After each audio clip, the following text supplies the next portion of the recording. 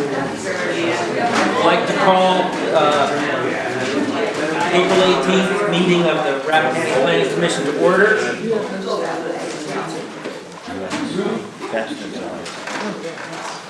That help a little bit?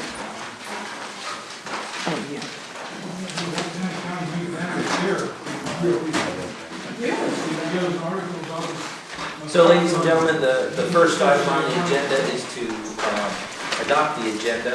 We have a fairly comprehensive agenda this evening. Are there any suggested changes?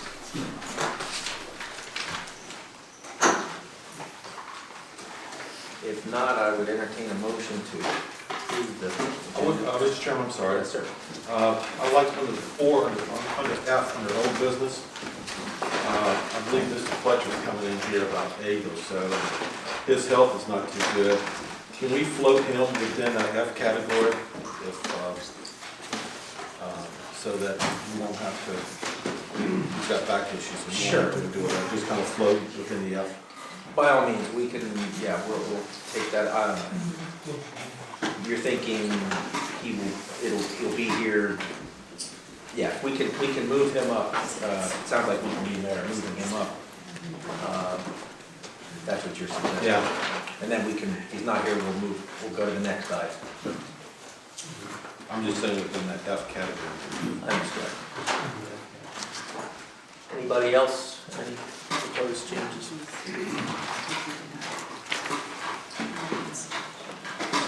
Does anyone care to move that we approve the agenda? So move. Thank you very much. All in favor? Aye. Any opposed? Great, thank you. The next item is to approve the minutes. They were in the packet posted on board docs. These are the minutes from our February 21st meeting. Trust everyone's had an opportunity to look at these. Any proposed changes? Minutes. On here, they're on board docs. Any comments?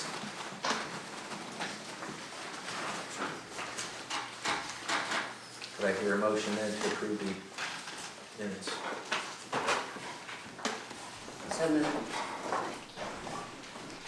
I'll second that, in the interest of keeping things moving. All in favor, signify by saying aye. Aye. Any opposed? I was in the audience that night, so I'm saying. And I also need to abstain because I wasn't officially appointed, even though I was in the audience also. Okay. Either way, I think the minutes are hereby approved. So the next item we'll have public hearings on 2 of the new applications before us this evening. First one is special use permit number 180301. This is a tax map parcel 1421H. This is the Susan Bell tourist home. Ms. Summers, would you like to introduce this?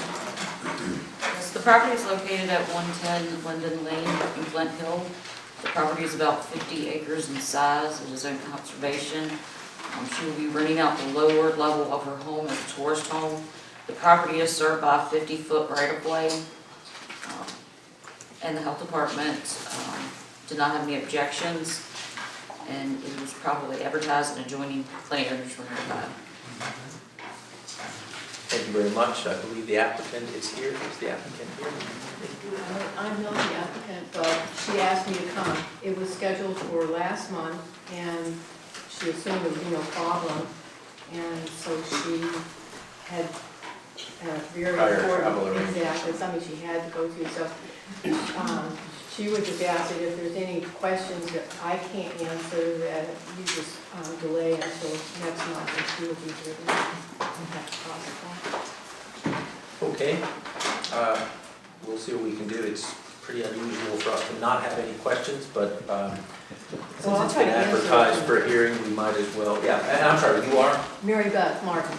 I'm a friend. I've known Susan for 30 years, and I have a B&B, a little, very small, but I encouraged her to I see. try it. All right. Well, so the matter for this evening, we'll have a separate public hearing for each of the special use permits. Then we'll have a more general public comment period. We will not have individual hearings for the items that are listed under old business.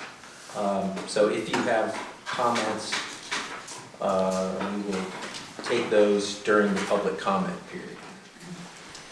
So at this time, I would like to open the public hearing on this Susan Bell special use permit. And I would ask that if you have a comment that you state your name and your address or your district, and please try to limit your comments to 3 minutes. Would anyone like to speak on this application? Yes, ma'am. I'm Betsy Parker. I share almost a half mile of boundary with the right-of-way to Susan Bell's property. I had no idea this was on the agenda tonight. She asked me to speak my mind, and I say that there is absolutely no reason not to accept this proposal. It will not affect poorly, negatively, neighborhood at all. I am in full support. Thank you. That's her name. Would anyone else like to speak on this application? Yes, sir. Yeah, I'm Jim Warwick. I own 0.6 miles of that 50-foot right-of-way going up the hill towards her property, and I have no objections to her doing that, and it's fine with me. Thank you, sir. Any other comments on this application? All right, hearing none, I will close the public hearing on the special use permit. Ms. Mead, I believe this application is in your district, so I'll ask if you'd like to go first or last. Sure, thank you. I'll go first. First of all, I just have a question. How many bedrooms is the home currently? The lower level that she's talking about renting there are 2, and then upstairs there are 3, and the third level of the second floor. Okay. It's 3 stories. The basement opens up with French doors into a beautiful view of the... The health department, I asked because the health department has stated that there's a 3-bedroom perk for the home. So if they're occupying 3 daily and they're going to be using these 2 for rental, I do have some Well, concern. she lives there by herself. So she's only using that? Okay. That was my only question. Oh, yeah, it's just for weekends. She's never there.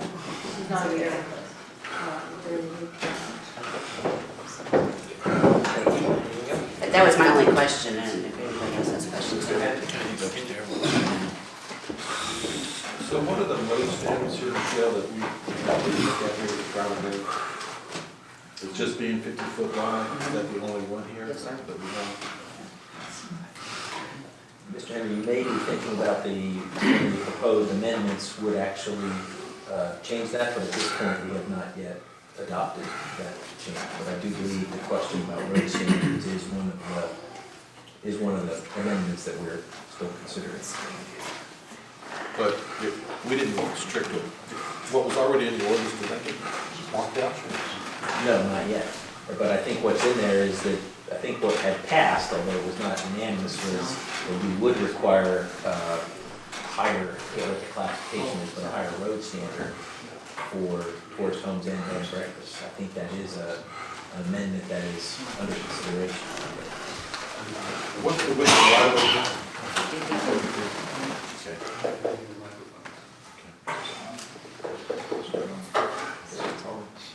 Is the microphone functioning?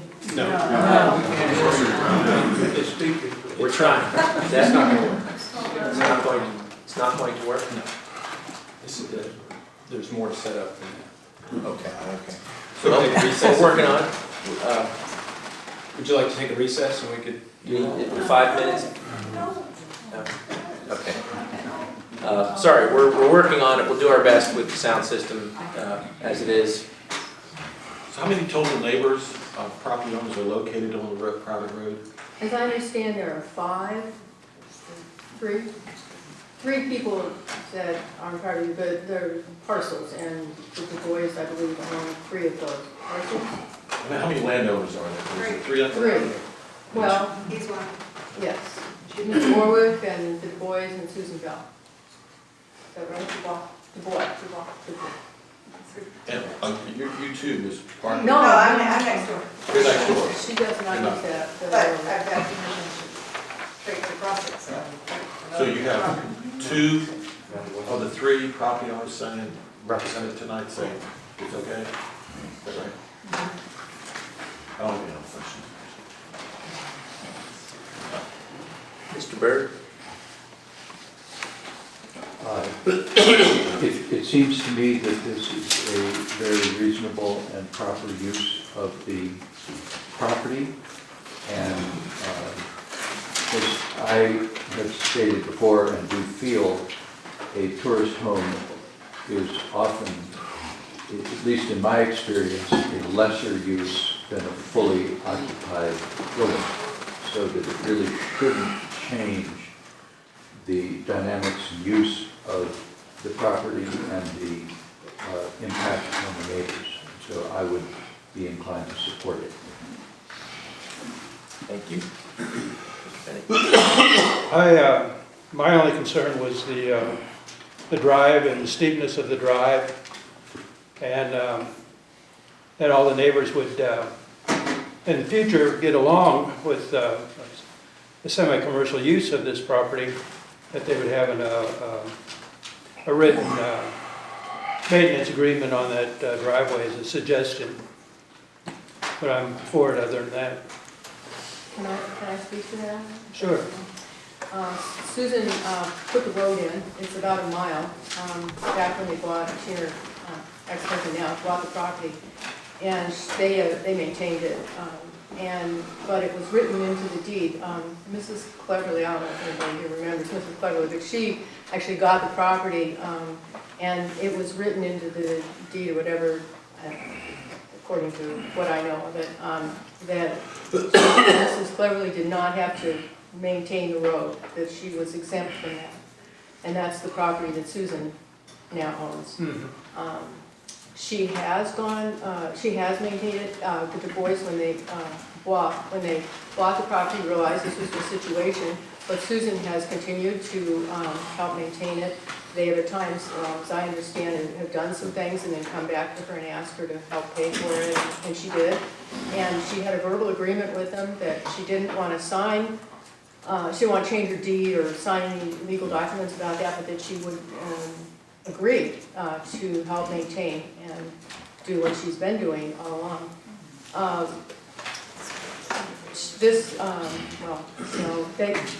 She believed that they had a verbal agreement, and then 2 weeks ago, the Du Bois submitted a letter that asked for conditions that they did not share with Susan. She was not aware of the fact that they had changed their mind, but not informed her of it.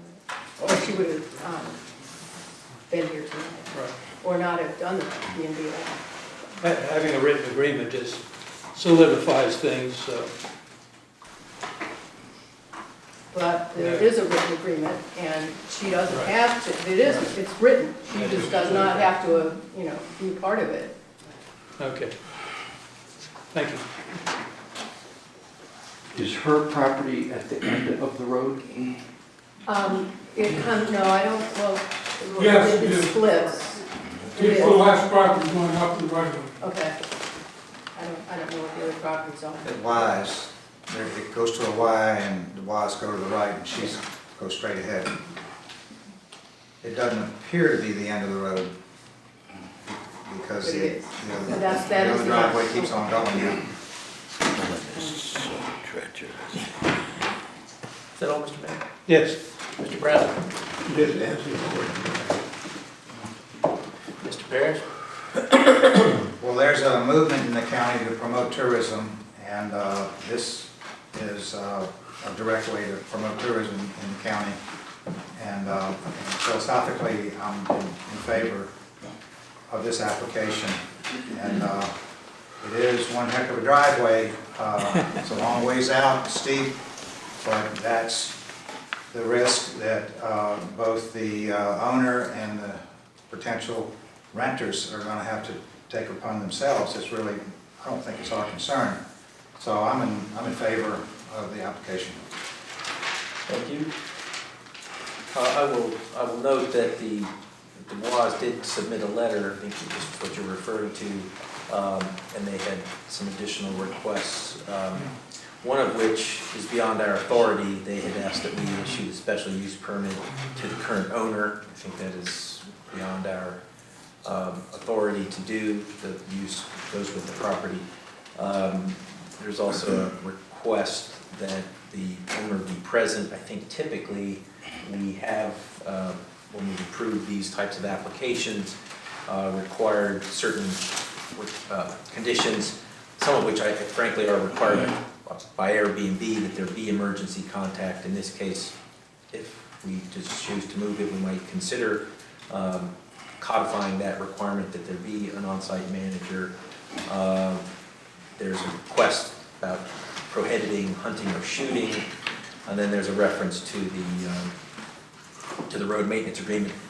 My only thought with respect to the current agreement is, we are entering a new use situation, which is sort of going beyond what would have been traditionally accepted by right when the maintenance arrangement was made. So it does seem to me that it would be reasonable for the applicant to continue to support the road.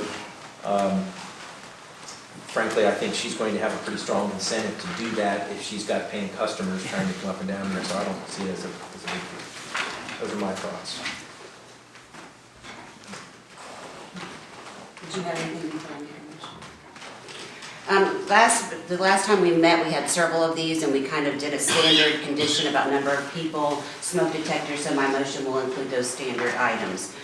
So I move that we recommend approval to the Board of Zoning Appeals, subject to the following conditions. The use shall operate in accordance with the materials submitted. The use is restricted to the lowest level of the dwelling. A maximum of 4 people. Working smoke detectors and fire extinguishers shall be installed. Emergency contact shall be posted in the dwelling with the sheriff's and owner's contact information and the permitted noise levels. And then that an owner or family member shall be on site when the property is rented. And that concludes my motion. Great, thank you. Is there a second? Second. Any further discussion? All in favor, please say aye. Aye. Any opposed?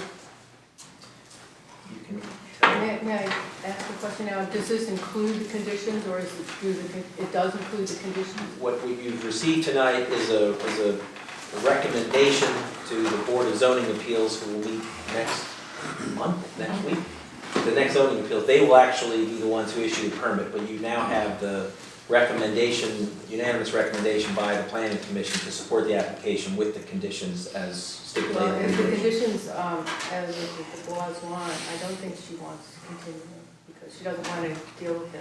And Well, that was maybe not- she should talk to you. that So was she should not just go one to of the the Board stated- of Zoning then? That was not one of the stated conditions I in didn't the include motion. those. Presumably, the as stipulated, you refer to her application. Yes. As That stipulated meaning the for- lower level of the home, the 4 people. Okay. But I'm sorry, just clarify me, the conditions that the Dubois requested, are those in effect then? If there's, No, they are not part of what's been recommended, Thank you. although That's- that does not mean they won't come up at the BZA. I The BZA has full authority to accept or modify our recommendation. Thank you, yeah. Thank you. Moving along, the next item on our agenda is special exception 180302. This is the RSM Mike Blythe private school for preparations for people entering hazardous conditions. Before I open the public hearing, Summer, do you have any commentary on this? The property is located at 10 Old Kennels Lane, Flint Hill. A special exception permit has been requested for private school, training school. The applicant is present to answer any and all questions. Thank you. I will note that this is not an unfamiliar matter. We did have an application on this facility that we denied, and the applicant has gone back and I understand and clearly has revisited some of the items that were discussed in the last time. I know the applicant is here, so before we get started with the public comments, would you like to say anything? Thanks for hearing me a second time. I listened to all of the concerns and realised that we'd done the community disservice by not presenting the information in a clear and detailed manner. So what we've done is we've gone back and we produced a handout, and there are some here. If anybody wants some, I can quickly walk you through any facts so that you can make a good decision based on what you feel is best for the community. What I think would be useful maybe is just to spend a minute talking about the nature of the humanitarian aid and development community for those who may not be so familiar, understanding the type of people that we're training. So if you imagine that it's very broken into two different groups. One is humanitarian aid, and these are the people who go in and they deal with environments where gender equality doesn't exist, where women, if they are raped, get arrested, maybe stoned to death, or where young boys have their arms hacked off so that they can't pick up guns and fight against the opposition later on.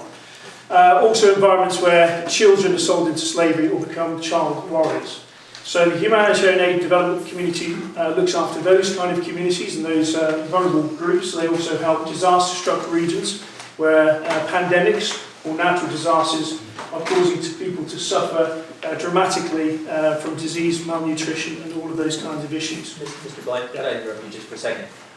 I generally give the applicant a little leeway on the time, but I would request that you keep your comments to 5 minutes, because I think that's in the interest of the board. Okay, understood. And then the development community basically builds up opportunities for employment and economic wealth, which stops people turning to terrorism, fundamentally. The document I've provided here, and I'll go very quickly, and staying within the time limit to page 4, provides a summary of facts. One, we're a small women-owned veteran business, and there's information here to prove it for those who are concerned that we were part of something else. The land will only be used for outdoor training, and only for about 3 days a month when it's warm.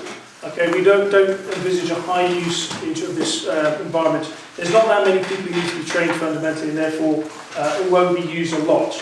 We're not building a school. We have a training centre in Manassas. We do the classroom-based training there, and then we bring people for a day or two a month to basically do outdoor training.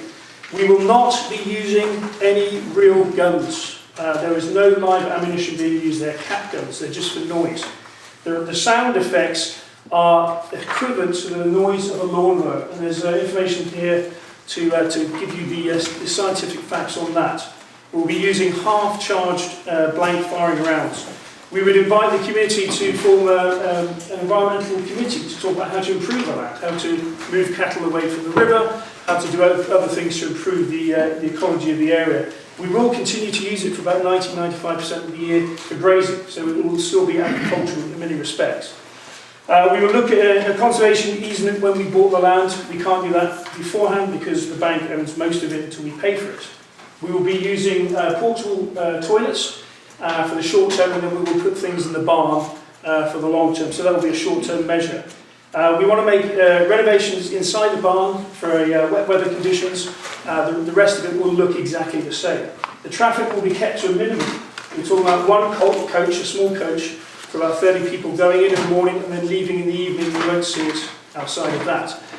There are about 4 or 5 options to get into the property, and we're more than happy to choose the one that has least disruption to the local residents. And we'll have about 3 or 4 SUVs that will go in, park, and then you won't see them again. You won't see them while they're parked on the property. We're not going to work on the weekends. I've got 5 kids. I'm repopulating America 1 child at a time with Brits. And we're not going to do it in the evenings either. We will give people 10 days notice, if not more, when we're going to run the training activity, so you've got a lot of notice before anything happens.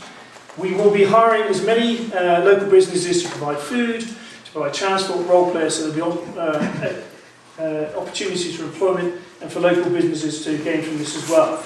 We do a lot of free training for schools and churches. We do that already, and we would offer training in a church or in a school for free, any of those institutions within a 70-mile radius. We've already done a number of schools free training for active shooter for teachers, and we will extend that out to the community as well.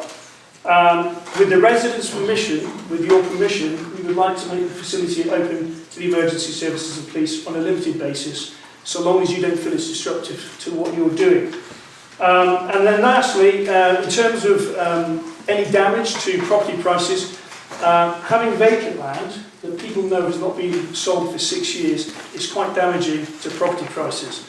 Setting up a private school, I think, will have the reverse effect. Vacant property rules in criminals and other unsavoury characters. Property in use avoids that kind of problem. So we think it will actually benefit you in terms of your home values and so forth. Certainly we're not changing the land, it will stay as it is because it is fit for purpose now. And as I say, the information's here if you want to have a look at it, there's some more on the side. Thank you. Thank you. And thank you for keeping it relatively brief. At this time, I will open the public hearing on this matter. Yes. I am in full support of this variance. Allow me to explain why. My name is Betsy Parker, and I have owned the back 40 of the old kennels property for more than 20 years. I have a half-mile right-of-way through the old kennels, and I share what I would expect is about 3/4 of a mile boundary. There is no one more vested in this application except the applicant. I speak tonight for myself and for Gretchen Randolph. She owns, and I have a signed affidavit right here, which I'll give to you. She owns the Spring Valley property next door, which they share about the same amount of boundary with the old kennels. She is in full agreement with me, and I will give you this when I'm done. I cannot come or go from my farm without going through old kennels.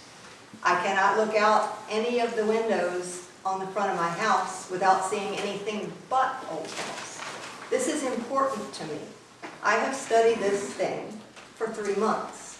I have permission to walk across and ride across old kennels. I think about it obsessively. How is this going to affect me? How is this going to affect the neighbors? Because that's really important to me. It's going to affect me well. And let me tell you why.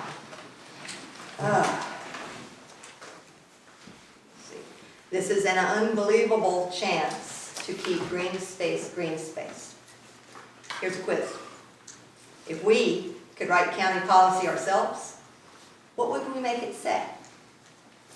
What we would say, all of us, would be, we want to keep Rappahannock County the same. Right down to the individual grass blades. We don't want change. We don't want development. We don't want nothing. Rare is the chance for us to guarantee this. But this is a unique opportunity. I get it that we all fear the C word. That everybody fears the C word. But in this case, I think commercial is what's going to protect this quiet rural ag land. Pretend like for a second a residential buyer buys old kennels. How do you think it would go over if I told them they can't build a house? How to manage their hedgerows? How often they can drive in and out? And how their kids aren't allowed to drive up and down North Pose Road on their dirt bikes? How do you think they would take it if I went over with a plate of cookies, like the welcome wagon, and I told them target practice is limited to 3 rounds a month, only during the day, only on Wednesday, only in a certain spot? I'll tell you what they do. They clip a 30 magazine round in their AK, whatever it is, 15. They play Wild West all weekend like some of my other neighbors, and they laugh me off their property. We tell RSM he's got to dig a bunker and build some sound barriers and plant an evergreen screen so his cat gun doesn't disturb me and my horses. He's got to do it. He is bound to what you and us tell him he can do and what he can't do. This buyer plans to build nothing. He's going to do an interior renovation of the pretty old barn. He has no house. He does no demo. He has no new driveways. He has no granny flat. He has nothing. Just a promise long deferred cleanup. He doesn't like the cattle messing the riparian any more than the rest of us. So I understand the chief change is going to be to take the livestock off the wetland and seriously pursue conservation easement of the scenic Jordan River. There will be people on this property a couple days a month. Otherwise, it becomes nicely maintained, empty form. The variance is for this buyer only, I understand. If he sells it, when he sells it, it reverts to ag. It's not true. Then I stand corrected. Okay? Scratch that off there. The north Since I've gate, interrupted you once, could I ask, are you nearly finished? I am close. Okay, thank you. 2 more sentences. The North Coast neighborhood watch system is like on these people like white on rice if they step off of what they say they're going to do. They are paying property taxes. They add no burden. Cows and visitors don't go to school. Make no mistake about my support and Gretchen's support of this application. This one's a no-brainer. Thank you very much. Is there anyone else who would like to speak? And again, sorry I didn't remind the first commenter about the 3 minutes, but I would appreciate it if we could try to respect that 3-minute limit. Yes? I'm Steph Ritter. I'm from the Wakefield District, and I'm actually here to speak on behalf of Rachel Cullerton, who's in Maine. But her property is actually adjacent to this property, and she feels she's strongly opposed to having Mr. Blythe's organization, even though we all think it's a fabulous organization and it's doing wonderful things. Putting it in an agricultural zone seems an inappropriate place for it. And I just want to note that Helen Dubois owns this property, and she is opposing shooting on the property of her neighbor, while at the same time, enabling shooting on this property. So, thank you. Thank you. Anyone else like to speak? Yes, ma'am. Mr. Chairman and members of the commission, I'm Jean Clements of the Wakefield District. Tonight I suggest to you that this application is not legally before you. I say that first because the zoning administrator, in her recommendation to you, indicated that this property had been properly advertised. I suggest that that may not be the case. It was advertised in the Rappahannock News on April 5 and April 12. And I understand that the body of the notice references this meeting before you, the Planning Commission, at this day and time. However, the heading on that legal notice indicated that this was a hearing before the Board of Zoning Appeals. I suggest that the average person anticipating this matter to come before you would stop reading the notice when they saw that it was advertised before the Board of Zoning Appeals. More importantly, however, the original application regarding this matter was filed under the same section of the ordinance, and that section is 170-36B. It was originally described as an active shooter training center seeking a special use permit. At the public hearing on February 21, and you approved those minutes a short while ago, you recommended to the Board of Supervisors that this application be denied because, in part, it was not procedurally correct. That application was withdrawn on February 22nd. The application before you tonight was received by the zoning office on March 22nd and was submitted on March 21st. It now seeks a special exception for a category which is in fact within section 170-36B, which is a school not constructed in a building. However, this application is by the same applicants. It is for the same property. And when you read this application and compare it to the original, it is the same business plan. Therefore, what I submit to you is that pursuant to that section of the ordinance 170-134H, you may not properly and legally consider the application. That section provides withdrawal of petition. An application for an amendment may be withdrawn at any time, provided that if the request for withdrawal is made after publication of the notice of public hearing, and in fact, that was the case, and the public hearing was in fact held, no application for the reclassification of all or any part of the same property shall be filed within 6 months of the withdrawal date. I submit therefore and suggest to you that this request, this application must be denied. Thank you. Thank you.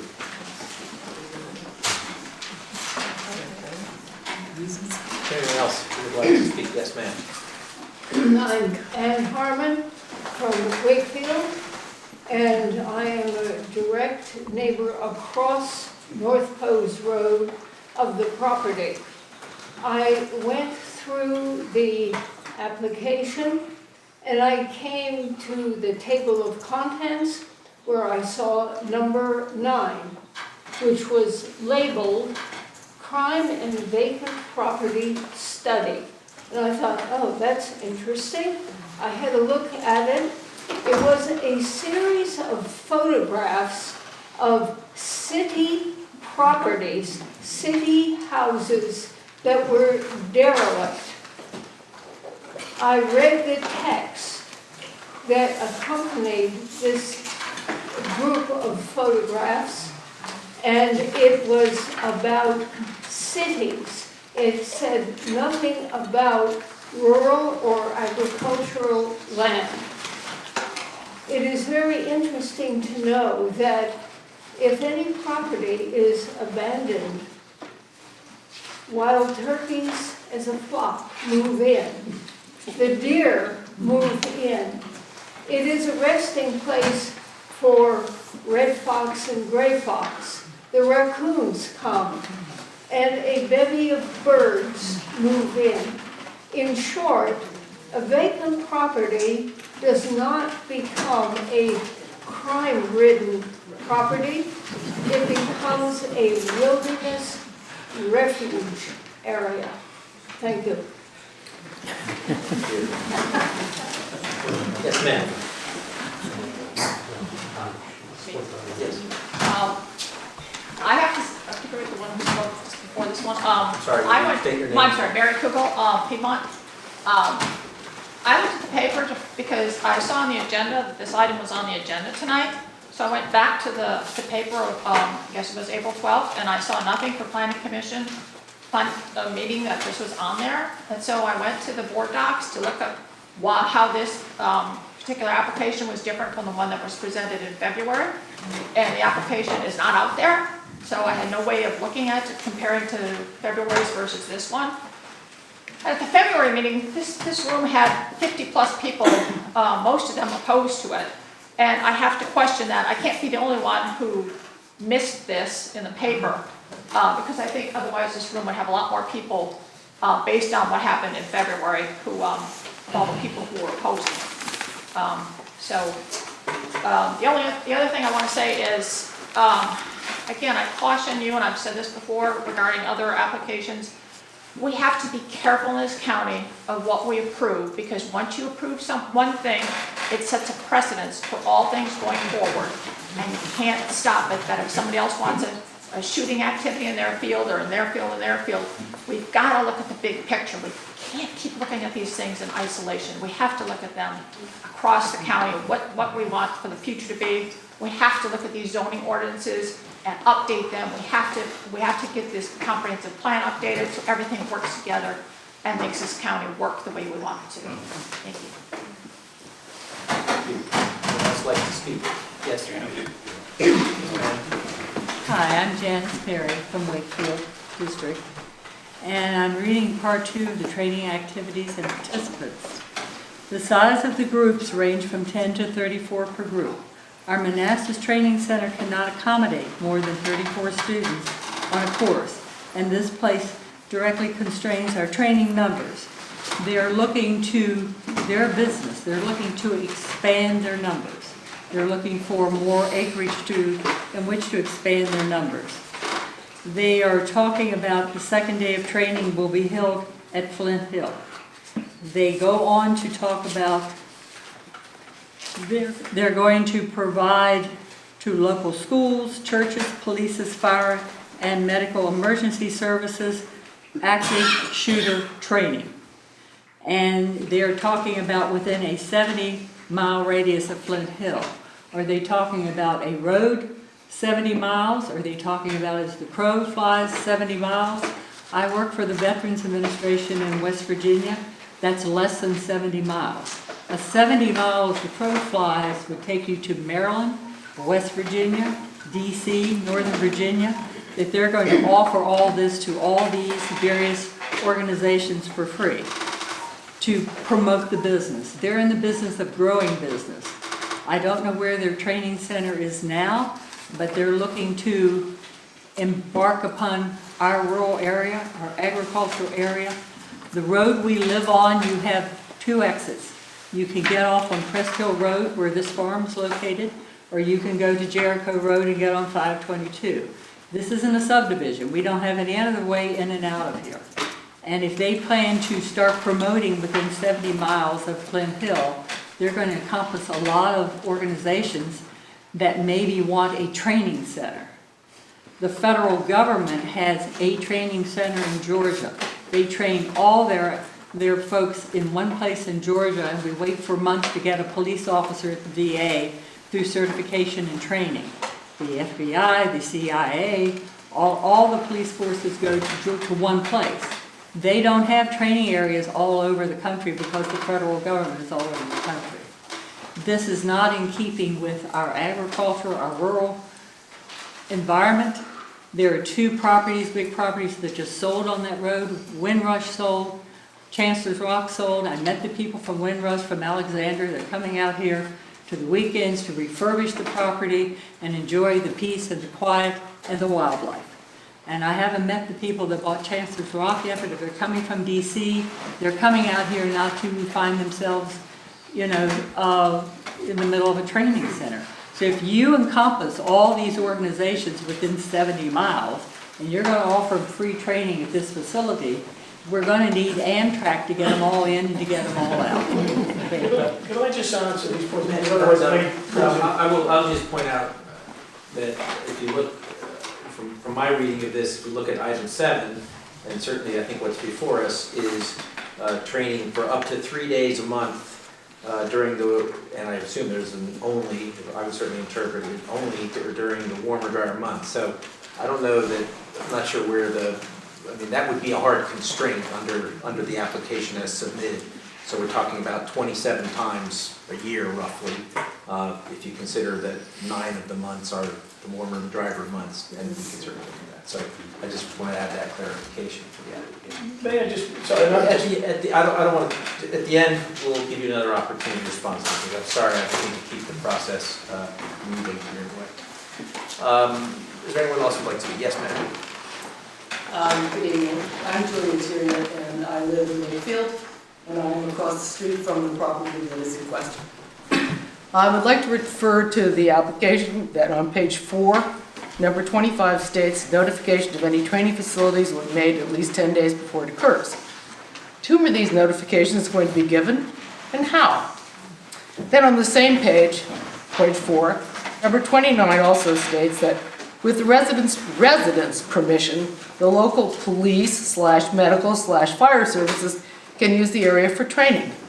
Who is the resident? Then I'm going to skip over to next page 7, number 2. Quote unquote, some noise will occur. However, we will notify the community as to when this will occur. Who is the community? Noise from what? When and how is the notification coming? Then skip on to page 11.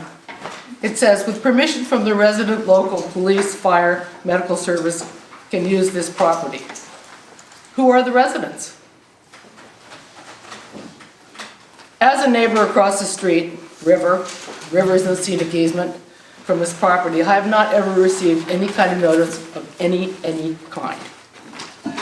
Why must we have a military-type facility? A, next to a river and scenic easement. B, in an agricultural district. C, in a residential area. And D, in Rappahannock County. Thank you. Is there anyone else who would like to speak? Yes, sir. I'm Gail Johnson. I live at 1709 North Pose Road, a couple miles from this facility, and Wakefield District, of course. And I just echo Julia's last 3 points. Why? Why do we need it? Why should we have it? Yes, sir. I'm Jim Warwick again. I was here at the February hearing and I watched the video of it again, and I would just basically agree with all the against comments that were made back in February. And as I said then, one of my main concerns is not with this or what they're going to do, and is there a need in the world for it, or that kind of thing. But I'm very concerned about, as was just mentioned earlier, this variation of our zoning ordinances setting a precedent that could lead to things that really would be something we don't want. I'm afraid that this county has been too lax about agreeing to things on a one case situation that can lead to our zoning ordinances being in jeopardy of being overthrown with a high dollar challenge sometime in the future. That's my main concern.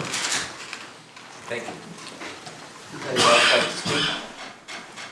Yes, ma'am. Sonia Woodard, Jackson District. I live at Keysville Post, directly across the street. As I said in the last meeting, you can look at this map. I'm 25 steps away from the barn. I'm a realtor, and I've been in the business since 1990, and I want to tell you all that the property values are just going to deteriorate. You want to make some revenue? The county's always looking for revenue, correct? It would be a lot better to put something else here than a shooting range. Thank you. Anyone else who would like to speak? Any other public comments before I give the applicant another opportunity to respond to these comments? Last call. Yes, sir.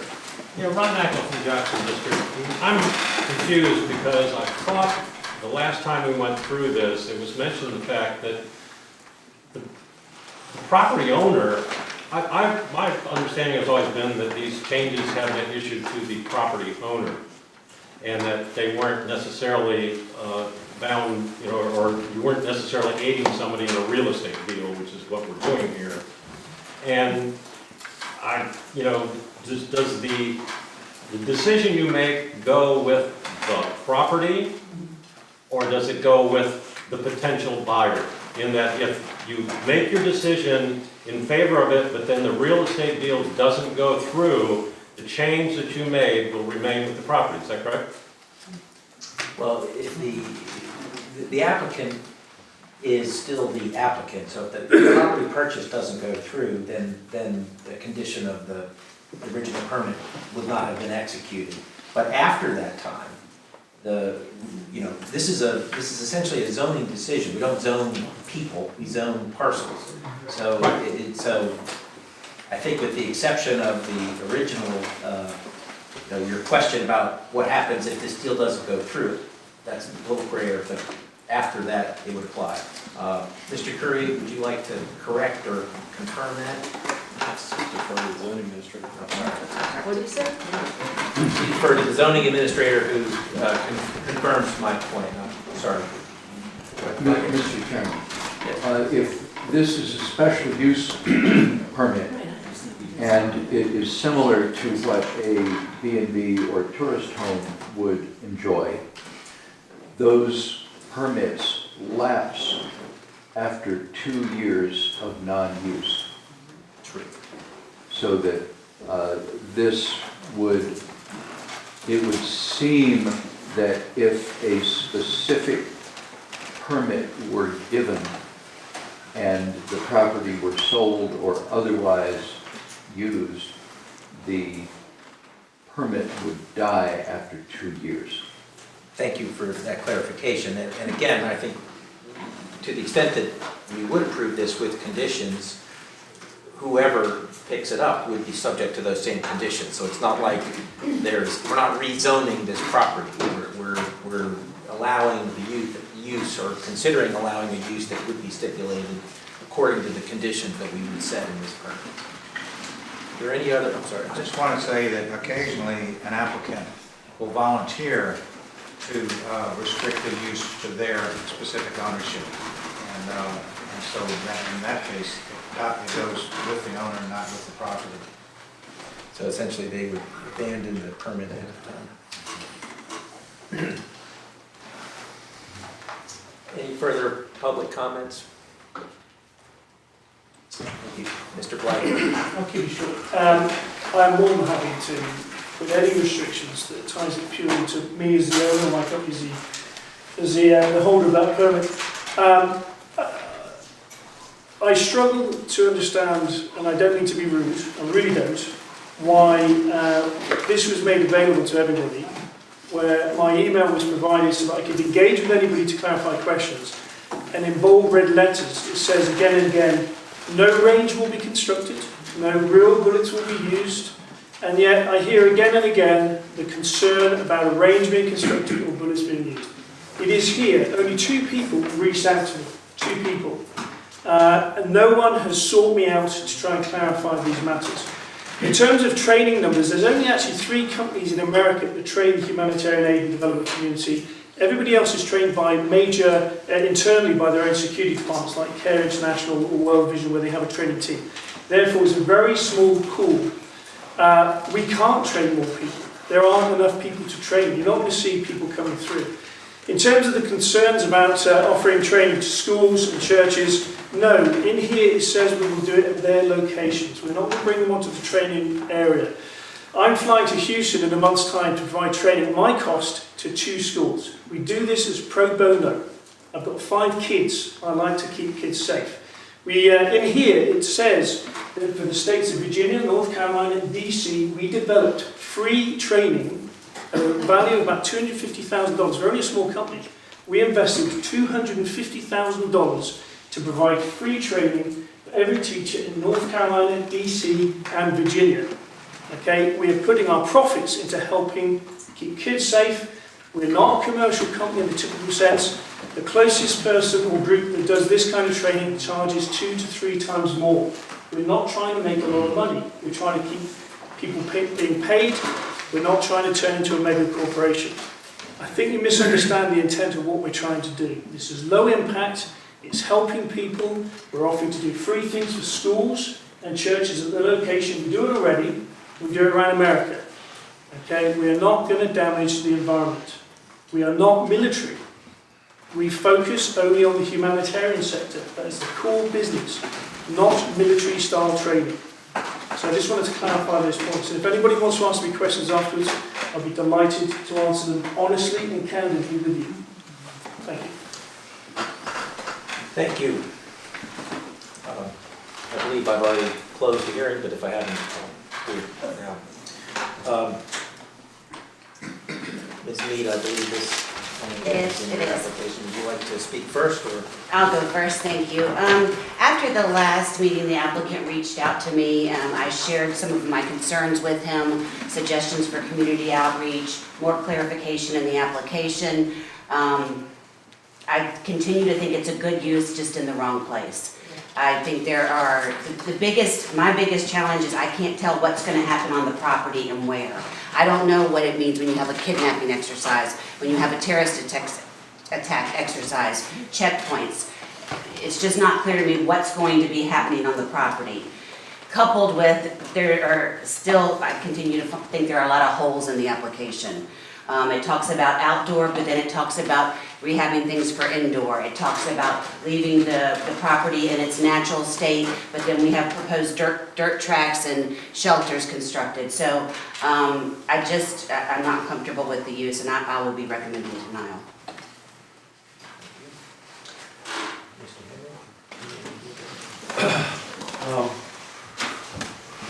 After the last meeting, I heard that you were going to try to fit this square peg kind of into the round hole in my thought. Can you talk a little bit louder? I'm sorry. Yeah, we can't hear you. Just do anything. At the last meeting, I heard that you could try to rework this thing. And I think I said back at that time that we've had other applicants that have come in for things over the years, and we've had citizen input that didn't think it was a good location where they were going, but we thought their use was good, and we suggested to them that they come back to us with a different location. And the principal property that I can think of is in Wakefield, where the Montessori School is now on 522. They came in with an application up there and everybody was against it. And it came back on 522 and everybody was for it. So I think this is kind of the shoe that's going to fit you here. I think there's a place for you in Rappahannock, and I would like to see you come back again, and maybe with what you've heard and learned here, with an application that is simplified in some ways and more sophisticated in others, where some things are explained. But I think the property you should look for next time is probably more isolated with less neighbors and maybe a little bit larger. There's some larger parcels in the county they have sold, for like $4,000, $4,500. So I think you could probably find a larger parcel that would offer buffers and sound issue protection. And I think maybe the shoe might fit next time if you find that property. So that's what I'm doing.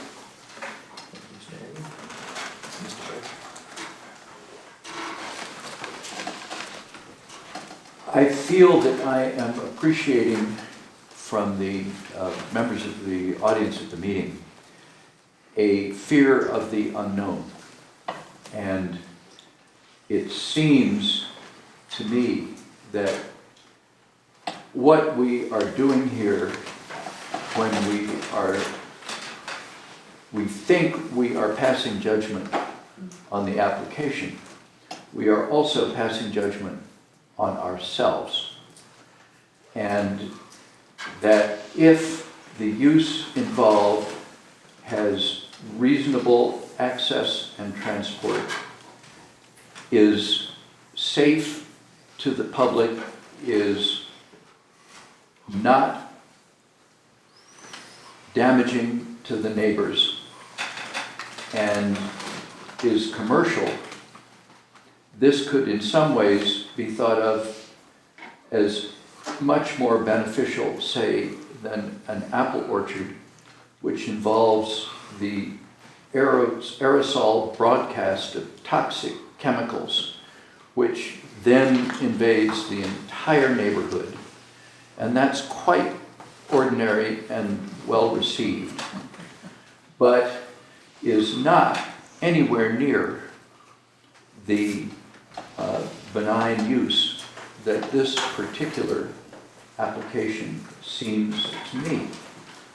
And I feel that this is something that I have appreciated many times from my view on this board, is that anything new and out of the ordinary is looked on as frightening and damaging, when I think it ought to be taken on its merits and appreciated as such.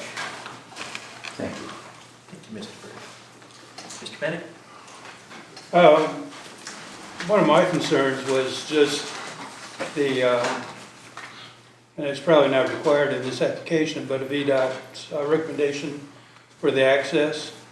A bus that handles 30 people, 35 people is fairly large. That's a fairly narrow backcountry road, and a bus that size is potentially big and takes over much of the road. I also think that the neighbors are pretty close to the property boundaries and would be impacted, just not enough buffer. Size of the property might be just too small. So those are my thoughts. Thank you, sir. Mr. Brown? One statement I may be taking it out of context, but we directly support children being sold into slavery. I think you're Or taking, trafficking. I think that's out of context.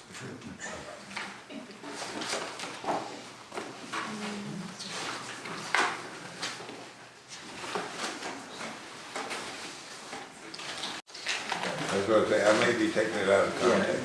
You are, they're That's the referring way- to that's training the way people it who go reads. into those areas.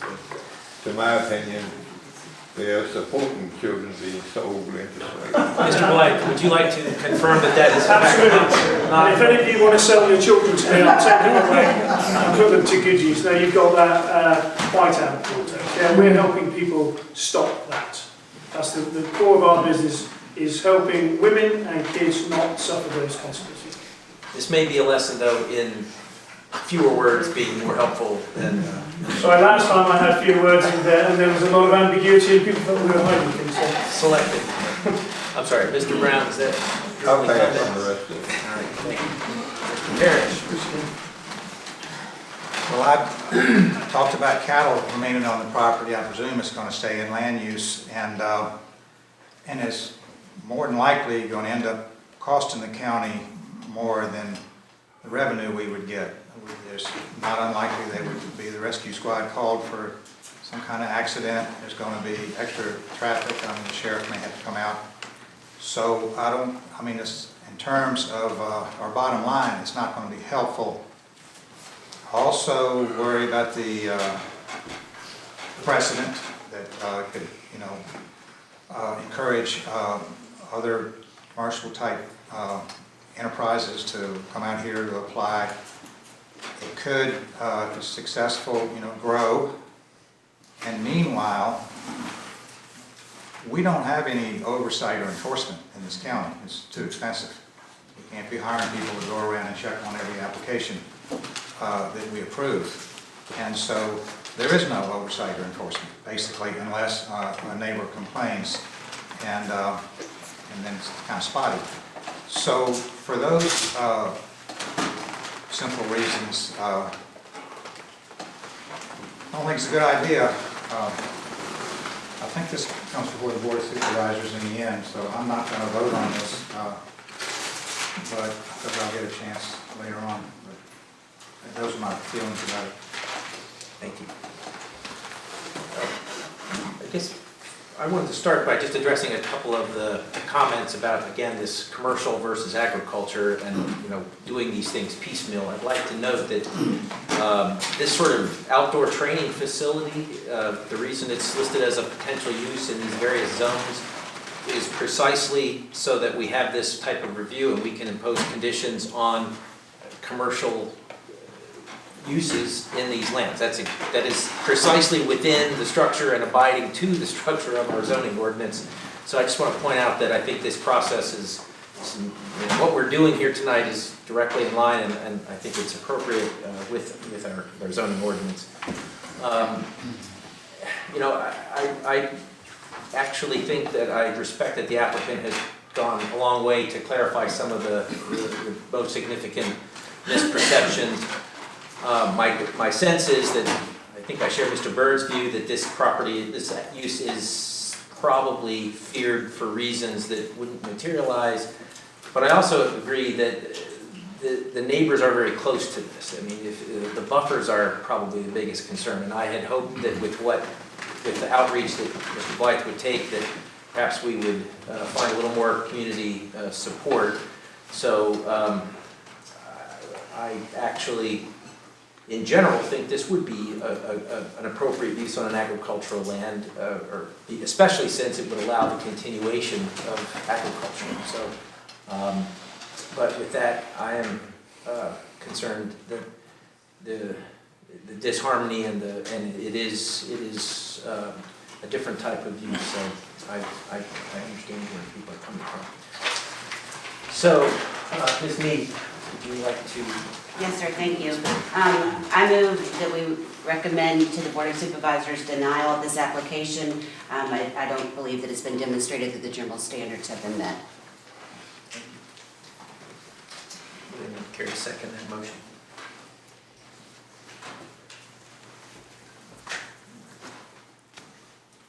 I'll second it. Any further discussion?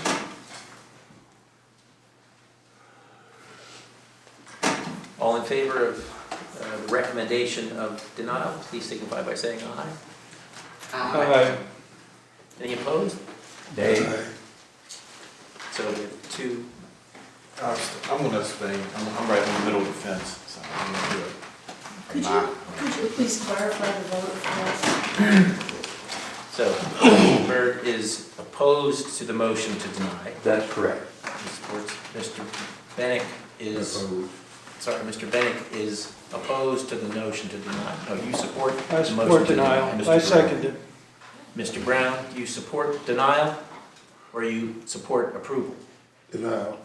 Okay, so you support the motion to The deny. motion was for denial. Yes, and I Mr. couldn't hear what she was saying. Can I take this first? And Mr.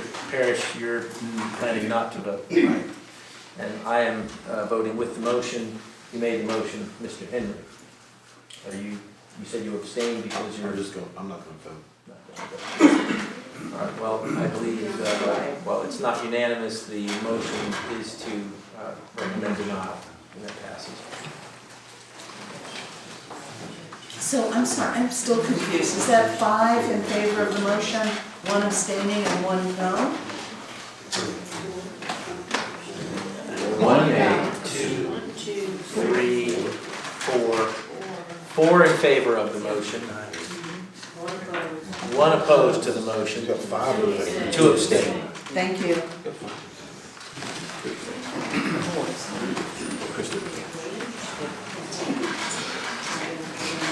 Thank you very much. Let's move on then. If you'd like to hear this application, I'd ask if you plan to leave, please do so quickly and quietly so we can proceed with our business.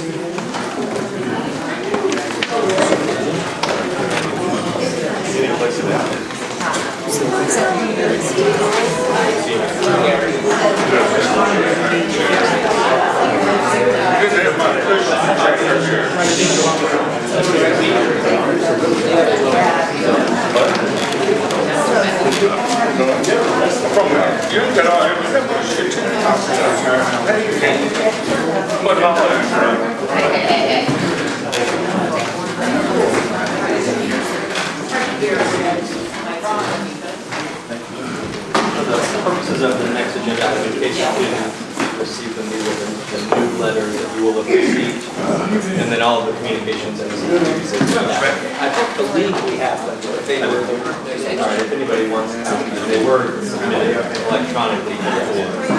Yeah, I already have those. Okay, they already have it. Yeah, and they're on. Thank you very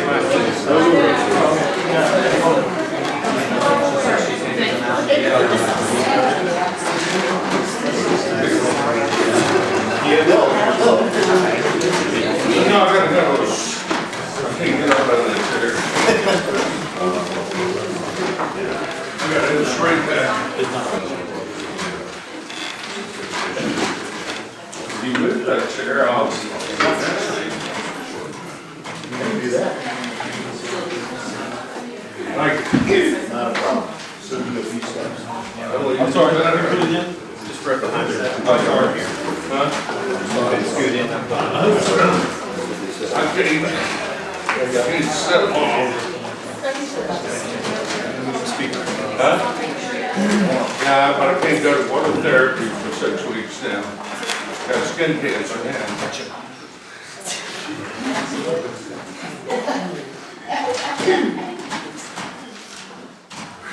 Testing? Hold on. Quite ready. Hello, testing?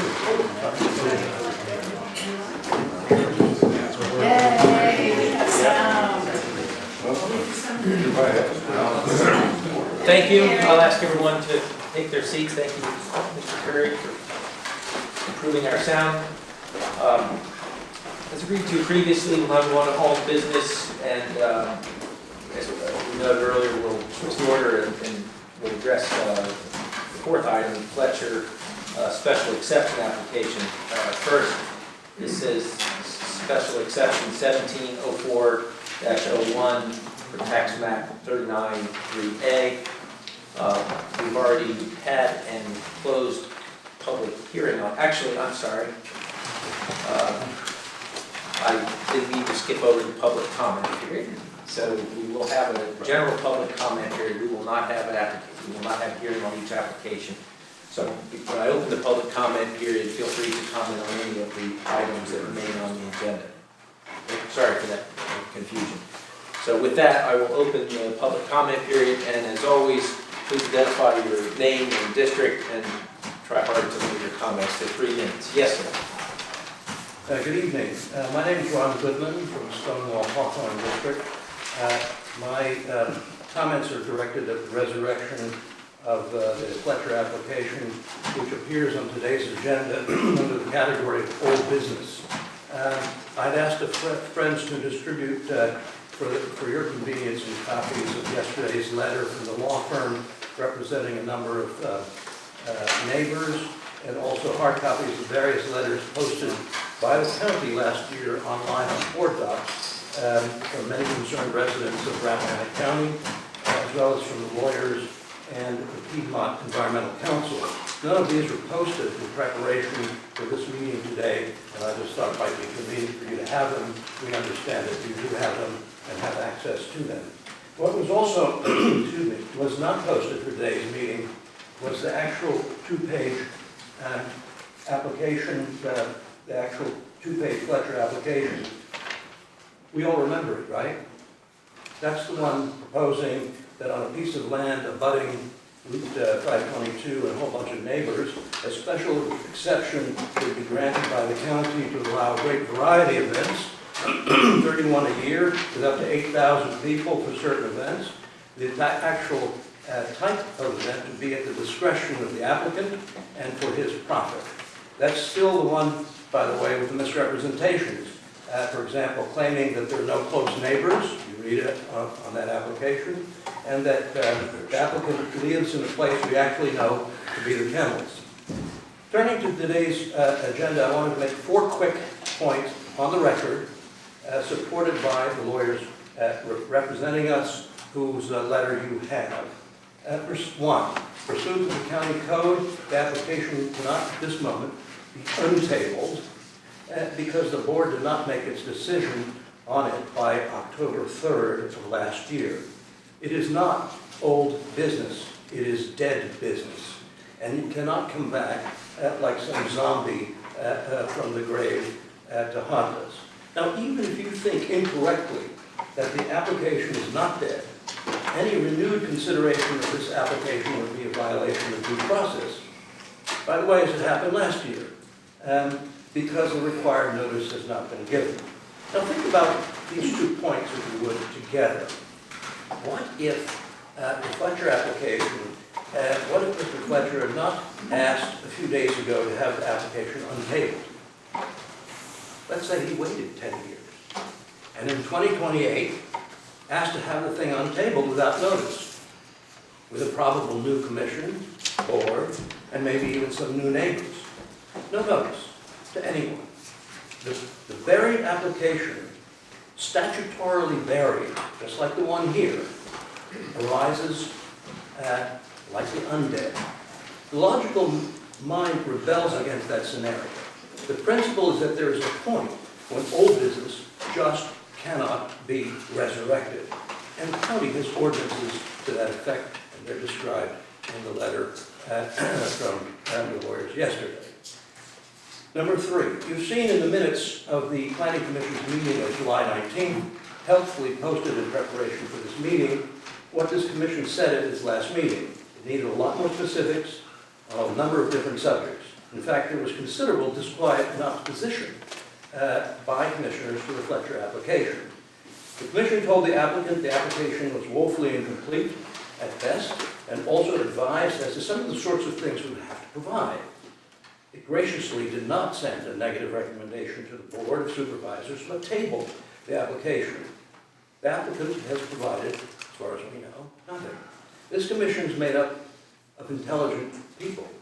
But my impression is that the applicant doesn't think so, and that the commission can be bamboozled or defied, and that the commission doesn't really want what it asked for. So the applicant has ignored the commission's directive.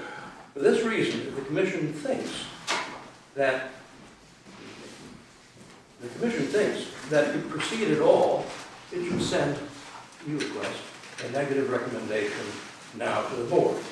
And fourth, finally, I do not have time here to repeat our objections to the idea that the county can grant a blanket special permit covering any number of wildly different events with different safety, environmental, traffic, noise, pollution, and other consequences. Nor do I have time to repeat here all the substantive objections by Rappahannock residents, not just neighbors, to the application, which are multiple and serious and continue to be valid. They're expressed in the handouts that we were going to hand out, but you have access to them. Thank you very much for your attention and consideration. Thank you. Does anyone else care to speak on this? Yes. Sorry, this is still open comments. Yes, sir. I would, thank you. My name is Peter Bresman. I'm from the Piedmont District. I'm here also to address Mr. Fletcher's application. Thank you for giving me a few minutes. My wife and I are the owners of Millie's Cabin, and that's the land right across 522 from the site identified in the application. Bill, it's good to see you up and around. We feel a special affinity for the Fletcher family since Millie's Cabin is Bill's mother's place, and I know he lived there a while ago. And so I hate to be against, to speak against something a neighbor wants to do, but I feel I have to. I'm gonna, to save time, I'm gonna follow Mr. Light's admonition regarding fewer words, and I'm gonna make my remarks in the form of a telegraph. Problems. Too late. 120 days long past. No notice to anyone of this meeting. Application too vague. No specifics. What concerns? Crowds, noise, traffic, garbage. Crowd, noise, traffic, garbage. Crowds, noise, traffic, garbage. Times 31. I only did it 3 times.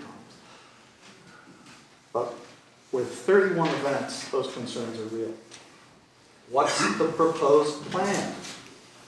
There is no plan about noise, sewage, bright lights, traffic, RVs, campers, safety, environmental impact, liability, insurance, unnamed third party who's going to supposedly run it, track record of unknown unnamed person.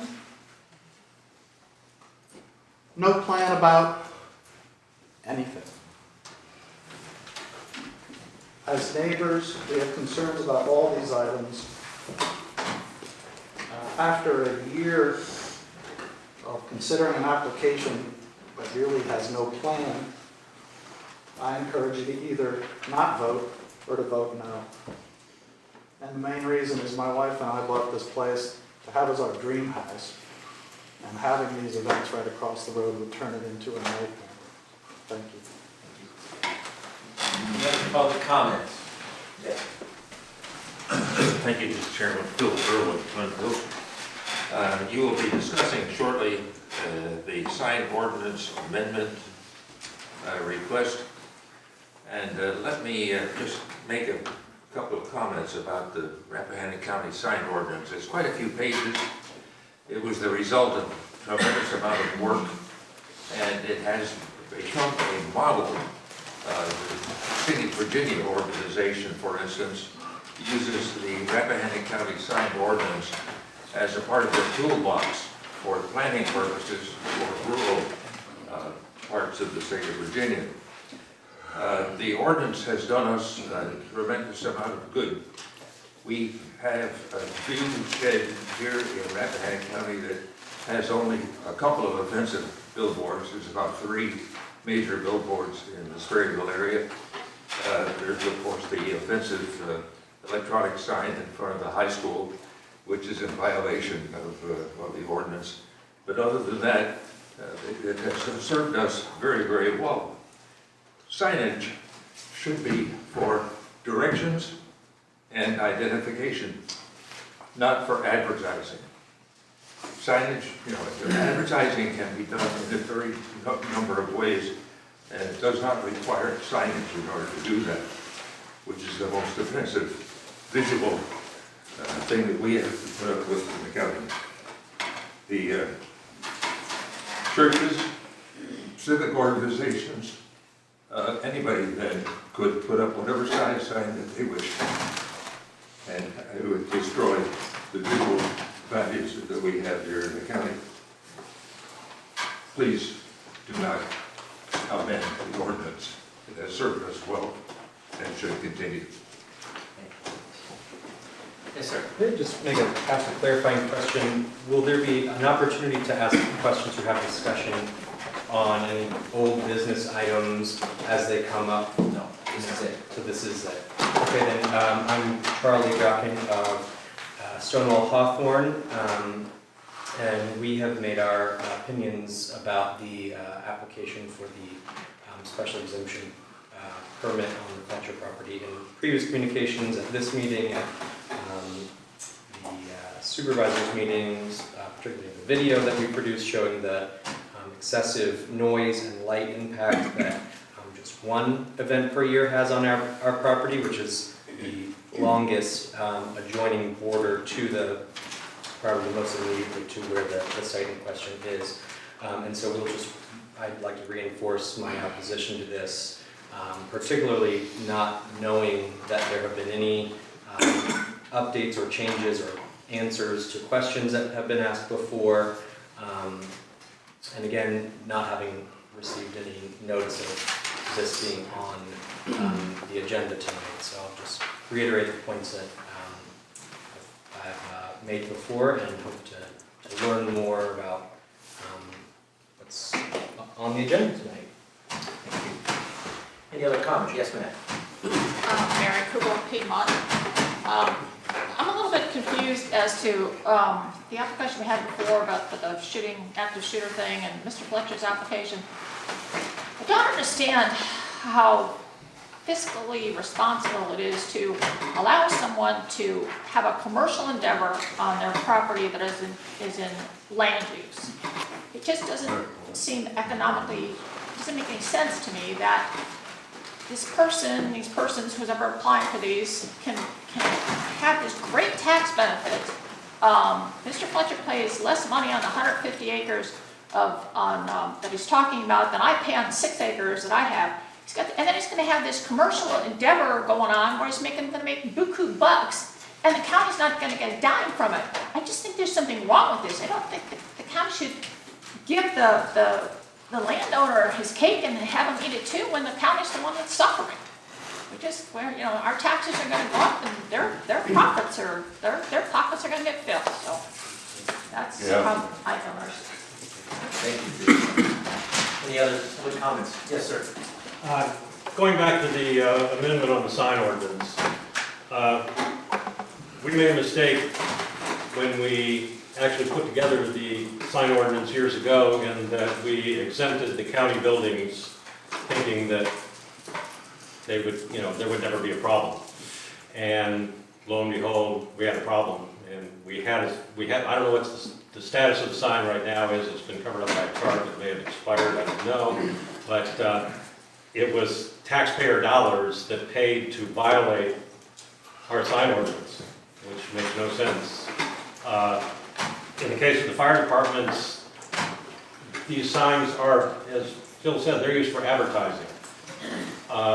The fire departments shouldn't have to advertise for business. That's not what they're about. And yes, they are informational at times, but the information is really not all that great. Right now, the one in Amosville talks about the burn law being in effect or whatever, and the state puts up signs about that and whatever, and people know about it, it's in the paper.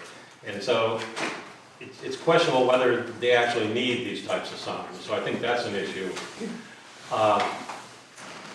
We're going to have to deal with, probably down the road, we already have 2 gas stations that have the, they're not really the same type of sign because they don't have the animation associated with them, but John McCarthy okayed those, saying that the ordinance says that they're backlit signs, and those are essentially backlit signs, and that the bulbs are contained within the sign and whatever. And so that was his rationale when he allowed those 2 gas station signs to be changed over. But I think if anything is done on this ordinance, it needs to be looked at. And quite honestly, down the road, the types of signs that the Amosville Fire Department has right now, you can't hardly buy them anymore. I found one site online that you could find something like that. So there may be at times in the county some issue that comes up, but I think that the county needs to sit down and look at the sign ordinance with that in mind and come up with restrictions, particularly square footage, whether they can be any motion involved or changing of the wording. And I think that would be more important to do right now than to approve this amendment for Amosville to change that open, because you're also looking at perhaps 6 other signs, because you've got 6 other fire departments involved in that. And as I said the last time, you've got churches around, a number of them that have that type of sign, and you'd be hard pressed to exempt them if they wanted to make the same change. So hopefully you look at this very carefully, and I think probably our best solution would be to take a look at the sign ordinance and see if we want to deal with this issue and make some changes. Thank you. Any other comment? Yes, ma'am. I think I'd just like to ask a question. I'm curious to know. Sorry, do you? Oh, Barbara Black from Piedmont District. I'm curious to know why the Fletcher application is on the agenda and why it's on the agenda as old business. Thank you. We will come to that when we discuss it. Anyone else like to comment? Yes, sir. Yeah, James Russ, Piedmont District. Just like to reiterate my opposition to the Fletcher application. And then I would like to say in the public comment area is that thank you for all your time for doing this. It does take a lot of effort out of your personal time, your personal lives. I understand that. I wish I could do that and have the time to do it, but I don't. The only comment I would say is please keep in mind that you're here to protect all the citizens of the county, to enforce their input to the comprehensive plan, to keep Rappahannock County per the comprehensive plan, which is more or less like it is, without major changes, without taking, the good agricultural land and making it commercial.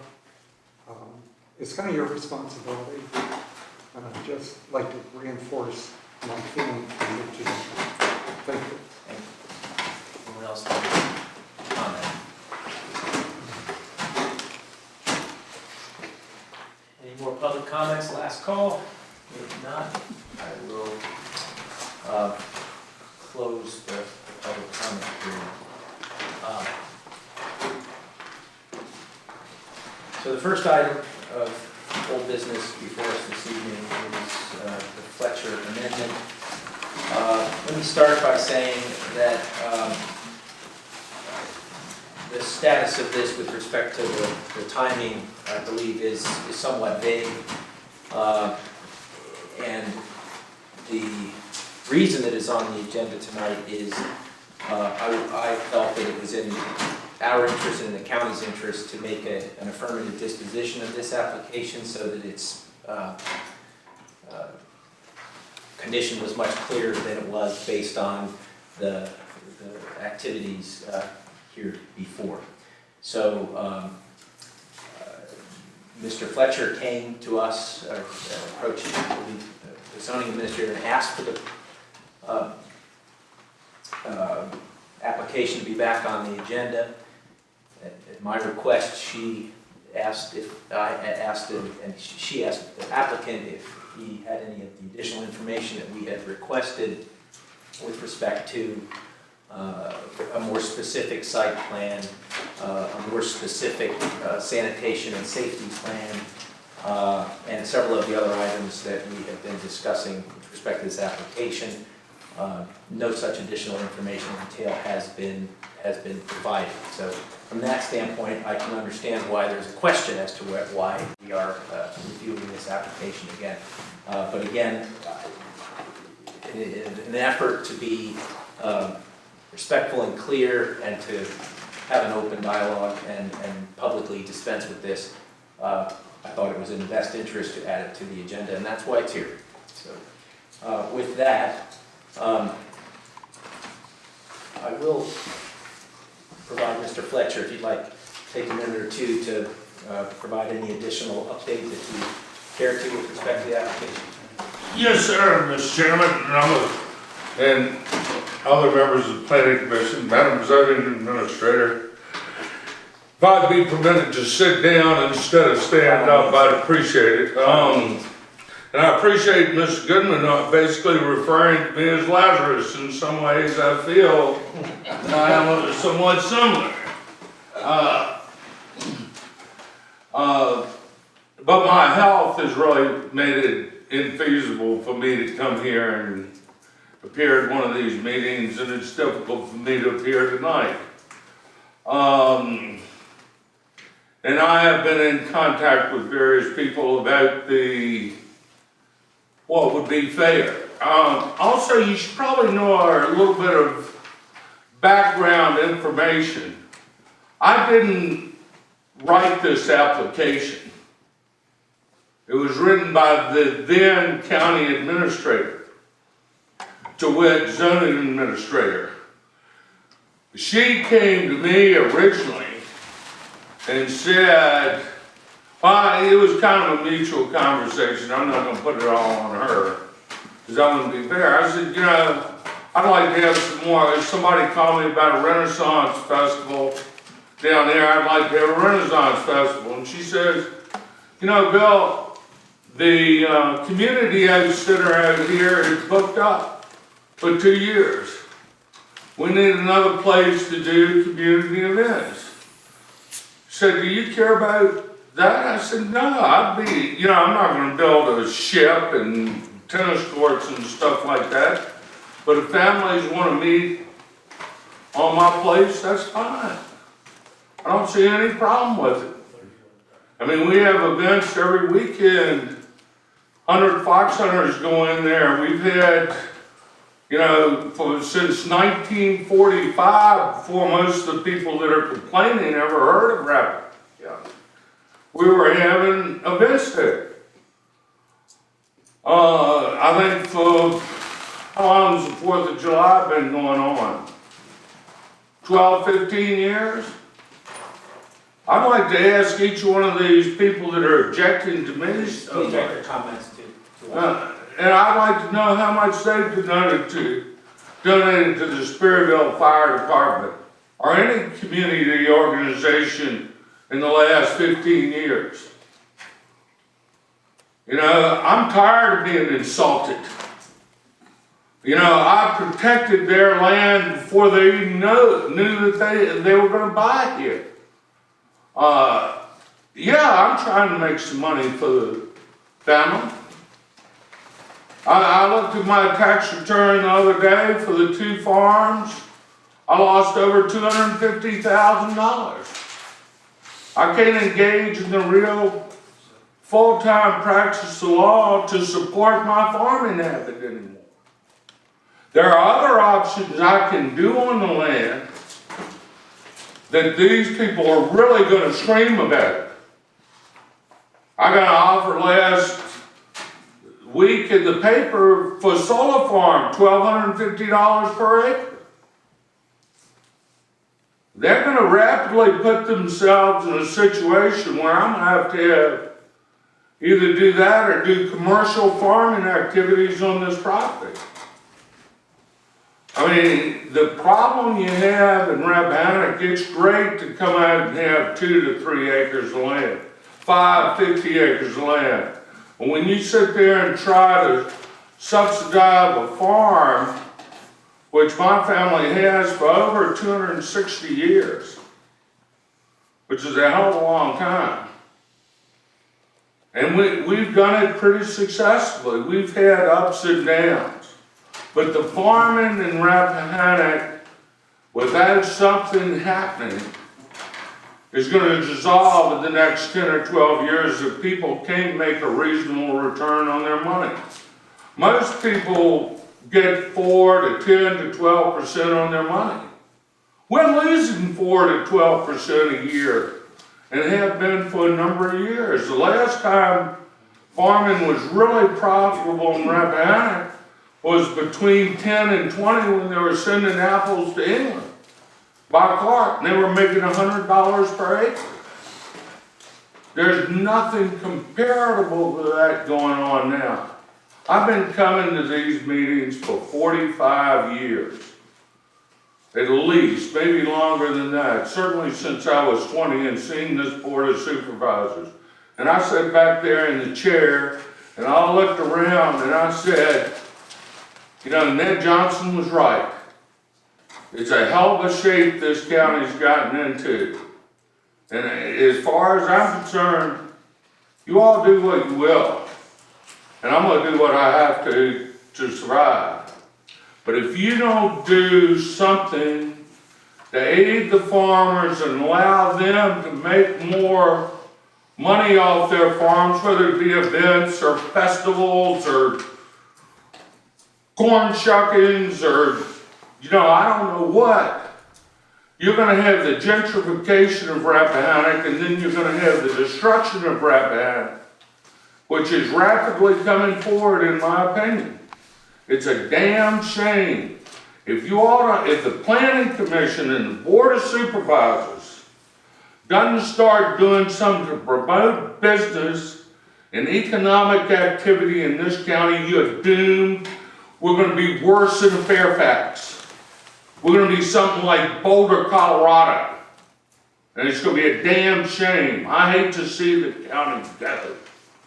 But the way it's going now, and the comments I heard tonight, it's not for Rappahannock, it's not a community, it's for what's for them. Well, I ask them, what have you done for the county? What have you done for the whole? I mean, my family has tried to do for the whole all our lives. I mean, and I'm not asking much. I'm asking something that the county really asked me for and that the county needs to become more vibrant, to have more business. And what is the complaint? Oh, well, we've got to know how many porta-johns you're going to have. I don't know. I'm going to do it the same way the fire department's done it for the past 15 years. I'm going to do it the same way that Thornton Hill Hounds did it when they have the races. I'm going to call the porta-john guy up and say, I'm having X amount of people here, I think. Bring that many Johns and 5 more. You know, how am I going to know where to put it? I don't know what event's going to come. If they want a Indian festival, do you know where the last Indian village was on record in Rappahannock? Where the Indian burial mounds are? Where they made Indian arrowheads? Do you know where the 1833 road or the 1845 road? Do you know which road, which one of your properties have other right-of-ways going through it? You know, it's a community. It's supposed to be a community. This isn't a community anymore. You all, I don't know what's going on with Planning Commission and Board of Supervisors. I'm really disappointed. Take hold. If you don't want this application, fine. I don't really care. I was trying to do something to help Rappahannock, to stop the erosion of what's going on. I look back over 40 years in this room, and you know, you all are picking at every little thing. It's not what's good for the community. I mean, I've got a petition with 500 people saying they want this event. I could get a petition with 5,000 if I wanted to. I guarantee you I can get 100 people here at the Board of Supervisors hearing if I wanted to. Easy. With all due respect, are you nearly finished, sir? What, sir? Are you nearly finished? We do need to move on with it. I just want to make sure that you're... Well, I've submitted you all a document which says basically 3 big events, 3 events up to 3 to 5, up to 300 people, unlimited 100 events for people in the community or family reunions or small weddings. And I outlined them for you. And you can approve it, disapprove it, send it to the Board of Supervisors. Hey, I've got a question whether I even needed this hearing, whether it shouldn't go back to the Board of Supervisors. Because the notices are everywhere. Thank you. I believe this application, Mr. Bennett, is in Piedmont, your yeah. district, so I'll defer to you if you'd like to go first or go last. I can go first. Thank you, Bill. I agree with a number of things that Bill has said, that things are changing. We do need businesses here. If not, our property tax is going to support all the expenses of the county. But at the same time, we've become much more a county of rules and regulations. And having those rules and regulations protect all of us. It protects us from somebody doing something that we don't know about. Because you can look at the rules and regulations and see what's allowed and not allowed. And I think a couple of things here are a little bit, haven't followed those rules. One on the zoning or code under which this application, I believe, was applied for, talks about temporary events and how this application is written. Events are almost potentially continuous. I don't know if they will be a continuous. Bill doesn't know if they're continuous. But all of a sudden, there is no control. I'm concerned about it having been tabled for so long and now brought back. Question whether it doesn't need to be re-advertised and all that. There's something else, but I don't know where I wrote my notes. I'd like to respond to that for 1 second. No, wait a minute. No, I'm sorry, sir. No. I'm giving you a lot of time. Please sit down. I want to say one thing about that, about the reapplication. This is the way I've been advised by members of the county, which of course have had 3 different administrations in the last 7 months, to do it. Okay. Thank you. Please. Mr. Byrd, were you finished, Mr. Bennett? Yes. Mr. Byrd? I can understand Mr. Fletcher's concern that residents in this county need to be able to make money off of their land to continue to have it open and enjoy it. I feel, though, that this particular application needs a great deal more detail to effectively deal with the potential downsides of such such use of the land.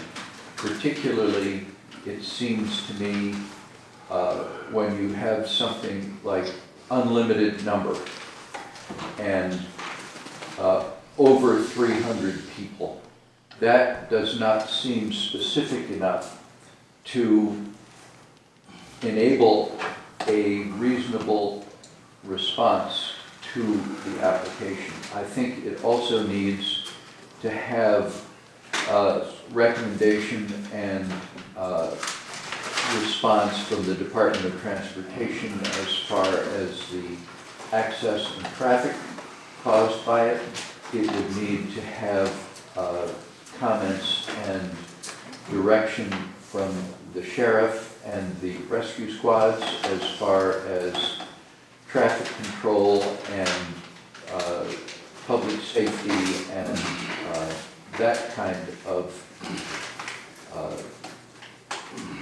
needs of such a use. The rescue squads and the sheriff's departments are stretched very, very tightly, and there isn't generally slack if the to enable off-duty deputies or the use of rescue squads, which really are not any longer able to respond effectively to the needs of the general population. So what I would say is that a much more specific use is needed, and the advice and encouragement of the Department of Transportation, Sheriff's Department, and Fire Departments would need to be included in such an application and limits based on those definitions or advice from those people. Thank you. Thank you. Continue around, Mr. Henry. Since the public here has not seen that what he has offered as a revision to his original application that was submitted, I'm going to read it here. Number one, I think he said a few things that was unclear to understand what he was saying. Number one, unlimited number of day events up to 100 people, purpose for family reunions, small weddings, church groups. All will end by 6 p.m. 4 events up to 300 people. Music to end at 10 p.m. Site to be vacated by 11 p.m. Number 3, 3 events over 300 people, same as the above, except that owner will notify Rappahannock County 2 weeks prior to the event. Owner will submit a safety plan prior to first event that will have been reviewed by the Sperryville Fire Department and Sperryville Rescue Squad Department to address the issues of the site. This safety plan will serve as a guide for all future events on the site. Other items, 300-foot green buffer around property that will not be used for events, no parking, no use. Any use of the sites by nonprofits such as Sperryville Fire Department or Thornton Hill Hunt will not count against owner's number of uses per year. So, Mr. Fletcher is basically talking about up to 7 events here at this property, excluding the small events that would occur during daylight hours for small groups of people that wanted someplace to go other than the community center out here that will be booked for family reunions, weddings, or church groups like that. So that is his revised offer and comments based upon what has been said in the past. So I think the 300-foot buffer around the property, willing to follow the safety plan that would be formulated with the fire department, with the rescue squad. They have been at this property for years. They've done the 4th of July there. They've been there when the hunt had events there. They know that property. Jerry Settle, head of state police, he's run the fireworks there for years. These people can help him put together an excellent safety plan for this property. I've been to there for the Rappahannock Hunt probably since about 1982. So many people have used that property. If you open your eyes, there's a track record to the use of it. It's been a safe place to go in and out of. I don't ever recall an accident there. So it's not like we normally have an application that we don't know what's going to happen once it's approved in terms of the site. This property here has a 40-plus year history of use. So there's been plenty of use here, and it's gone on by itself with uses every year. with no county input, and it's been safe. So if there's any place in the county that would allow for a use like that to happen and be a safe place to have it in an area of fewer homes than what we've addressed before. Yes, there are neighbors here. Yes, there is Millie's cabin across the street. But you got Lane Industries across your street, which I guess they're 4,000 or 5,000 acres, and they're on two sides of it. So this place is sparsely populated, and yet it's easy to get to. So he's backed up to talking about basically 7 events, and I think the parameters on here, the county code, I believe, requires a setback maybe of 50 feet in ag area if you're going to build something, and I believe 100 feet in conservation. He's proposing here as a 300-foot buffer against any use that should give a lot of protection to the owners from visual impact and reduction of noise. So, you know, if you all want to turn this down, that's fine. If you want to cut back his unlimited number of daytime events up to 100 people, do something. If you want to give them 2 events, 4 events, it's something here to work with. You know, I think he made a lot of points here. You know, it's a big piece of property, and something has to be used with these larger pieces of property, or they're going to become smaller pieces of property. Right next to me is Lyle Farms. It was 1,470 acres. You know, that's been sold, and now, you know, I got, next to me, I got 12, 15 big houses. I'm going to have 27 big houses there when it's all done. And the agricultural integrity of that property is going to hell. So, you know, Bill says some points here. He's backed up a whole lot, and there's a number of events here that is reasonable and manageable, and I think we should work with it. On this level. Thank you, Mr. Henry. Yes, I just had a question for Ms. Summers. I was under the impression this was on the agenda for us to vote whether to hold a public hearing. Is it on the agenda for action? It was just simply placed on the agenda. We could. It didn't look like to me the public hearing had ever been closed, so I would think we would have to have a public hearing. The public hearing of the Planning Commission was closed, but it was referred to as the public comments, or this was one of the ambiguities that gave me some discomfort in how this was dealt with. You know, I think we are in somewhat unclear territory here, unfortunately. But my view is that our goal tonight is to make it clear what we are doing with this,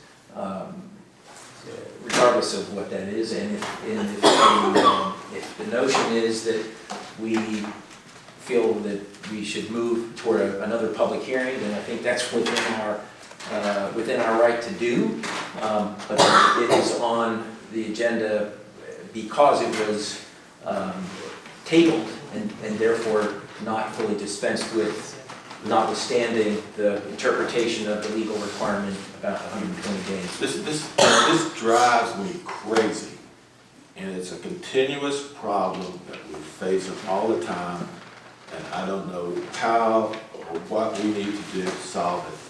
But, you know, every month I hear issues of improper ads, notifications, and all this kind of stuff. And I hate to walk in here and get a letter from Blankenship and Keith on her table right here.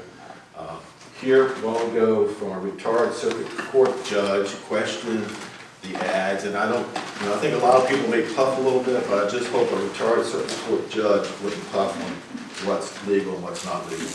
But, you know, we got a county attorney, we got a county administrator, we got a zoning administrator, and we got the board of supervisors.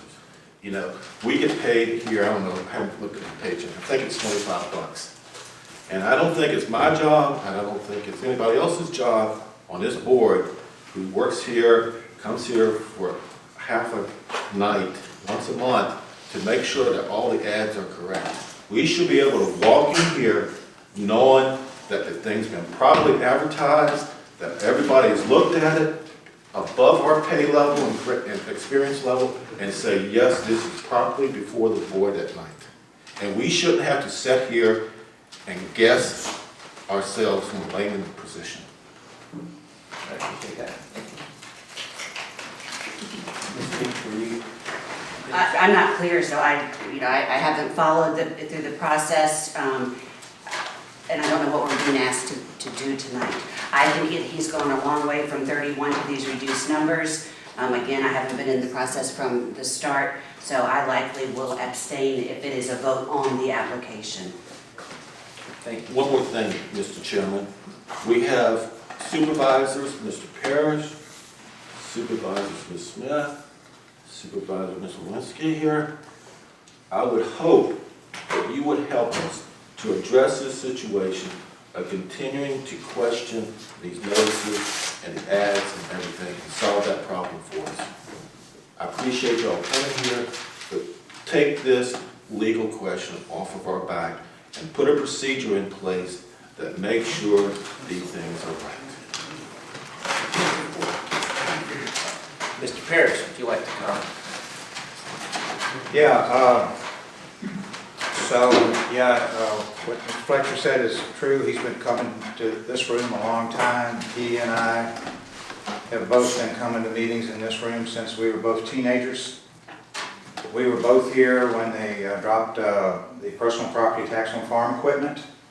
We were both here when the county established land use taxation. And so my point is the county's done a lot to help the farmers, but it is still really hard to make a profit on a farm.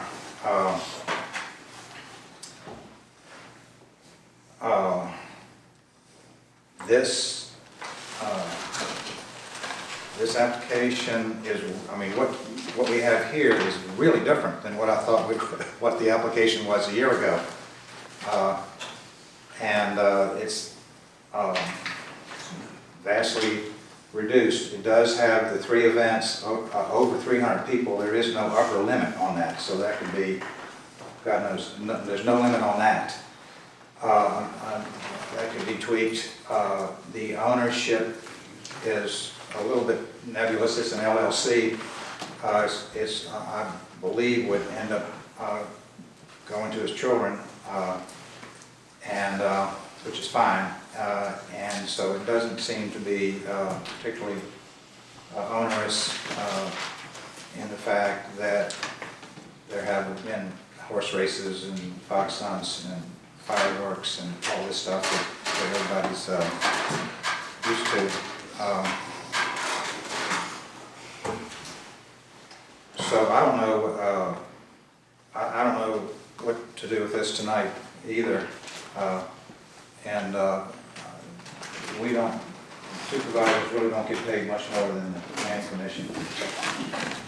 They'll get health insurance It too. would be nice. They'll get health insurance. Yeah, that helps.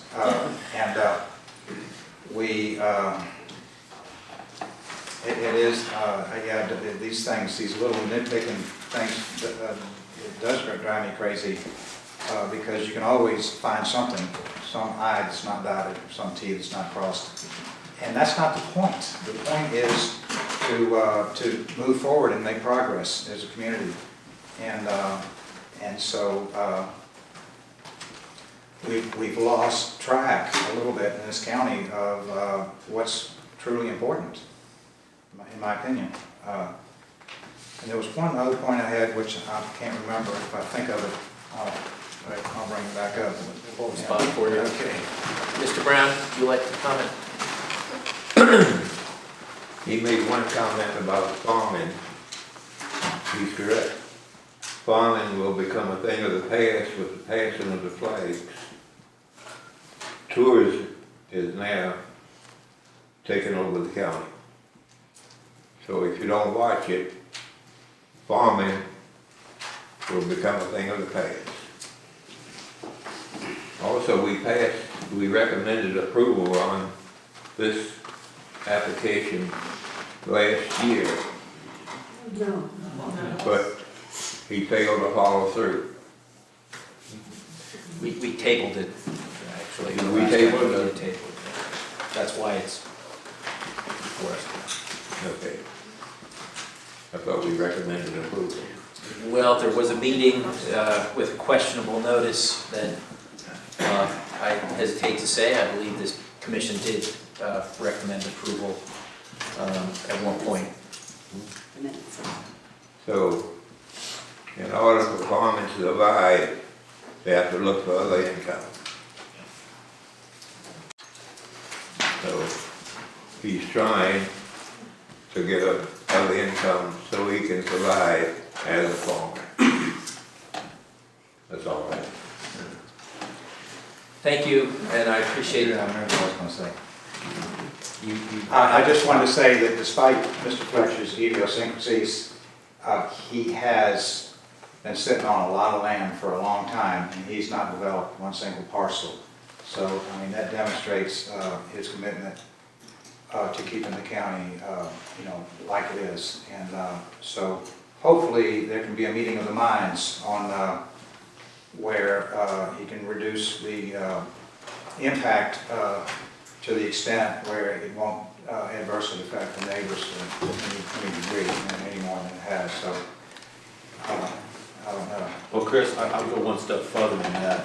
Mr. Fletcher has not only maintained the amount of acreage that was passed on to him, but he increased the amount of acreage. He purchased the top of Turkey Mountain there from the shade, which is about 300 acres. So he actually increased the size of the whole land, which very few. It's always interesting to see people in the county that increase their acreage and put parcels back together. So he hasn't sold anything and benefited from the change in the land values. So, Mike, I guess this is in your district. I'm sorry, Mr. White, I heard your voice so many times, I thought you had spoken. Sorry if I'm probably getting tired of hearing it. I certainly appreciate the discussion tonight, and I certainly respect what the Fletcher family has done, and I'm very sympathetic to the needs to create agriculture and support farmers. But I really believe we have a process, we have an ordinance, we have a discussion. I find it very frustrating that these revisions were handed to us 10 minutes before this meeting. At our last meeting, when we tabled this, we asked for very specific things about specificity of use, the sanitation plan and health plan as called for in the ordinance. The ordinance is clear in that it applies to each individual event.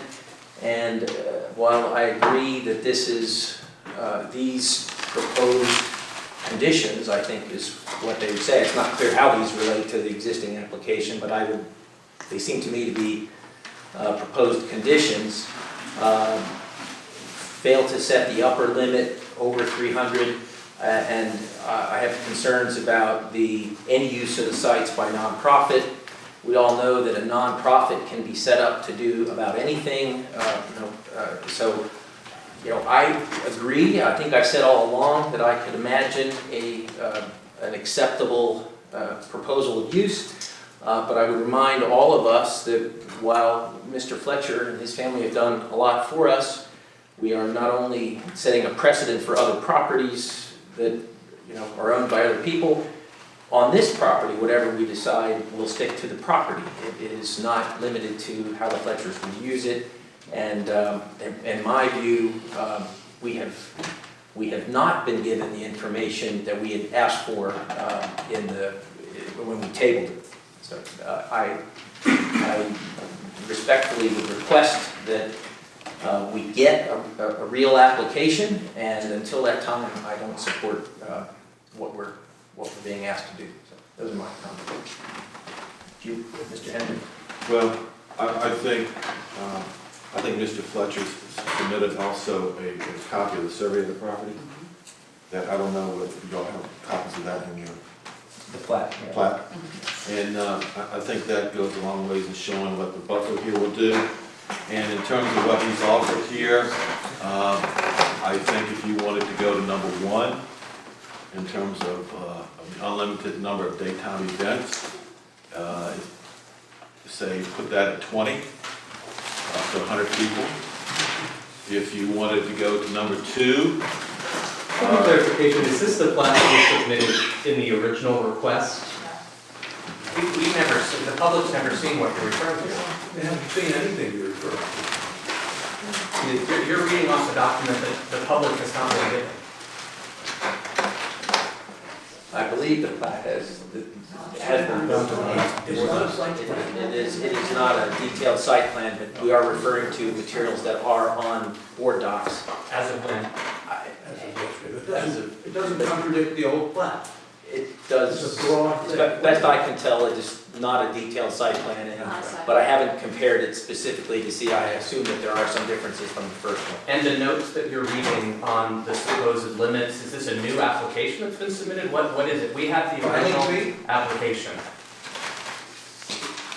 So the public doesn't know. This was given us. Today. 10 minutes ago. And as a point of order, we'd like all communications between an officer of the county and the applicant with respect to the urging of filing of the application. Just got to do a new application.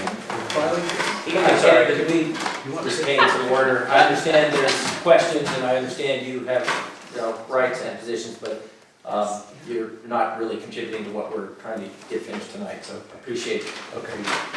I think the applicant can come in and provide information and that will diminish your initial request. He can back up from what he originally requested. He's not asking for more, he's asking for a lot less than what he originally requested on the application. And I think he's entitled to do that. We're entitled to look at it. We're entitled to It seems to me that we're right back where we were, whenever it was 6 months ago. So I would actually entertain a motion if anyone's prepared to make one.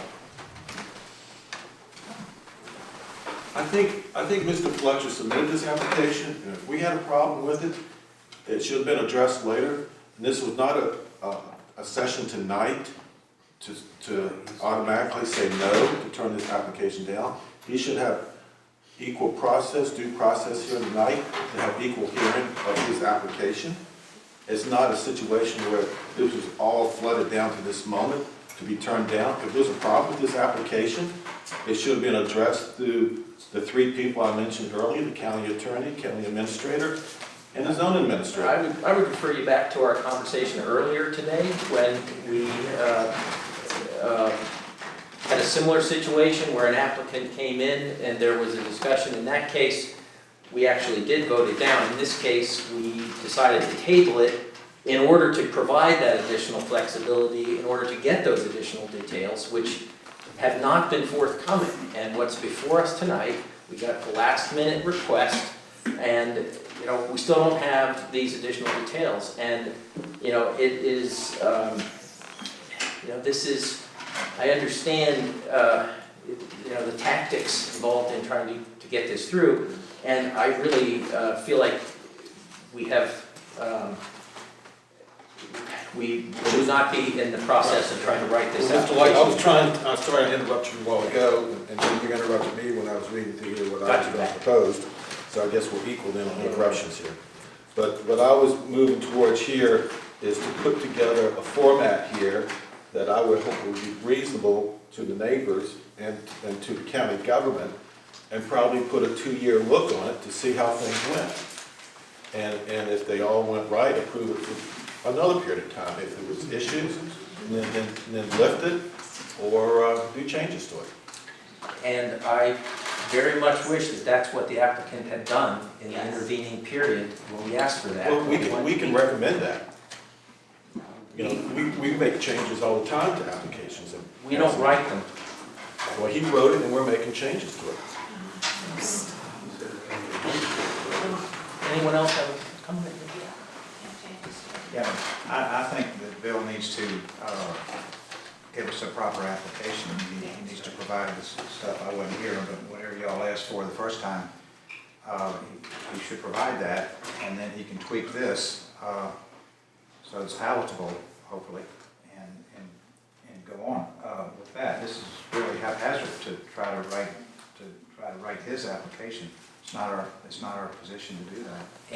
And there's been no public notice that this is what we were going Yeah, to yeah, do. we get in big We're very trouble. sensitive Big trouble. to the way this has transpired, so. You guys are the only ones that haven't been sued yet, so. Yeah, I think before we would make a motion to approve or deny, we should seek input from council to make sure we're doing it properly. It would be great to approve it, but then it gets challenged and we're in a litigation. I think several of us have said these are better numbers, but you don't want to do it if it's not due process. As a point of clarification, wasn't the application previously rejected, and now we're talking about approving, or? It was not. It was tabled. Got it. But that was. And then, Is there, I'm sorry, please. I make a motion if you like, and that is that we request Mr. Fletcher to bring in a complete application with, including the, whatever y'all asked from him the last time. And then he would have a chance to tweak his numbers, and the public would have a chance to see what those numbers are. So Mr. Parrish, are you proposing that we deny this application and invite another one that provides these additional details? Is that how I could interpret that motion? Because I think what's before us tonight is, if anything properly, is this particular application. So I do. Yeah, I would say so. That'd be the cleanest way to do it. So if I may. Is there any prohibition against his making another application immediately? At times, there is a time, what I'm going for there is, could we table it the way we did before, with the idea that the next meeting will be properly advertised and noticed, so that the neighbors will be advised and ready? So the status of this application, in my view, is highly suspect as it is because of the time and the way this has gone. In my view, what we're contemplating here is quite obvious. The application as submitted is not acceptable. And I am prepared, and Mr. Parrish has moved, that we deny it in its present form and provide the applicant with an opportunity to submit a new application that addresses our concerns. Otherwise, we're doing the exact same thing we did last time, and we're going to be subject to the same process of being asked to talk about it again and getting something at the last minute. We've been through this now 3 times, and I think we have to respect the process. With all due respect to Mr. Fletcher and all the fine work he's done, we can't just make this up. So After we turn it down, it goes to the Board of Supervisors. That is true. We would be recommending its denial, yes. And with that, I think, communicating in whatever fashion we care to, that we do see improvements, and as we have before, we would we imagine that there is a scenario here where this could be an acceptable application, but we're not there, and we have to dispense with what's before us, in my view. And with that in mind, I don't know. Well, wait, I got a little problem here, because I don't want to vote on this, because I'm going to vote on when it hits the supervisors. So is it proper for me to make a motion and not vote on the motion? I don't believe so. I believe it's your choice. There's nothing that prevents you from making a motion and voting, so if you choose not to vote, fine. then that's fine. Okay. So I'll make a motion, we recommend a denial of this application in that it is incomplete, and invite him to make another application if he likes. But Mr. Henry has a point. He could go straight on to the supervisors, in which case it would be advertised and he would have time to tweak it in the interim. Ours is only an advisory role, and then the lawyers will be talking to the supervisors about how they've handled it. I believe, it is our job here to, move this in some fashion, and my desire to move it in a fashion that takes out the vagaries that we're currently under.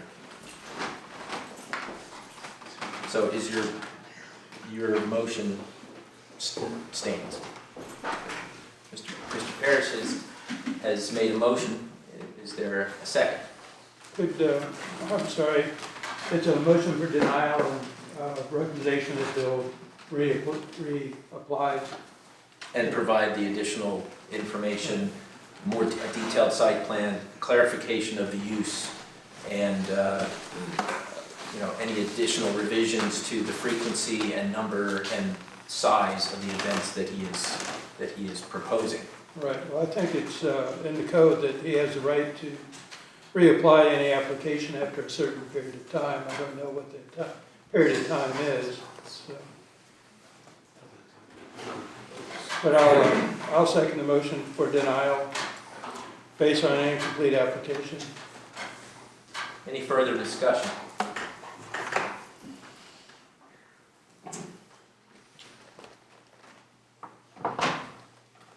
All right, then I'll ask that those who approve signify by saying aye. Aye. Aye. Aye. Any opposed? Nay. Abstain. Abstain. So we have Mr. Byrd, Mr. Bennett, Mr. Brown, and Mr. Light supporting the motion to recommend denial.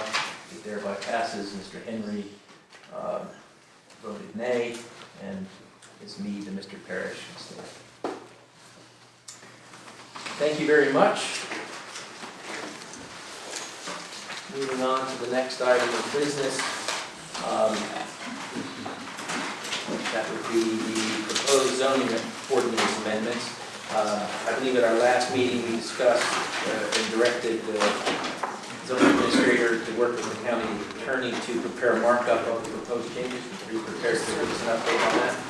Mr. Chairman, I have met with Mr. Goff once. We're about a third of the way through the straight-through version of the ordinance, and we hope to have that complete within the month. Within the month? So you Before can the have next meeting? Right. With time to review before the next meeting?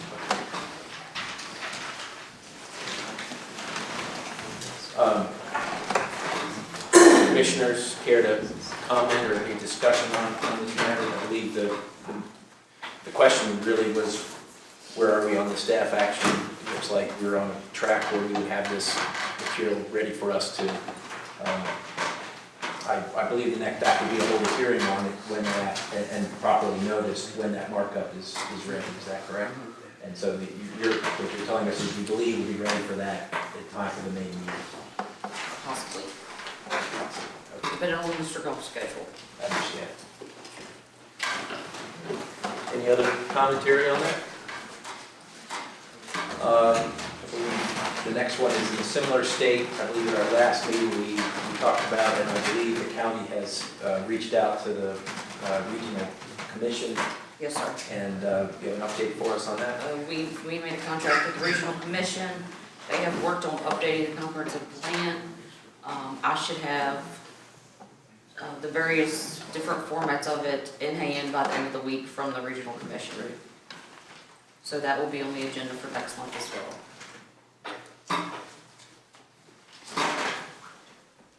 Thank you. It might be sensible, if that comes in, for us to schedule a work session on that topic specifically.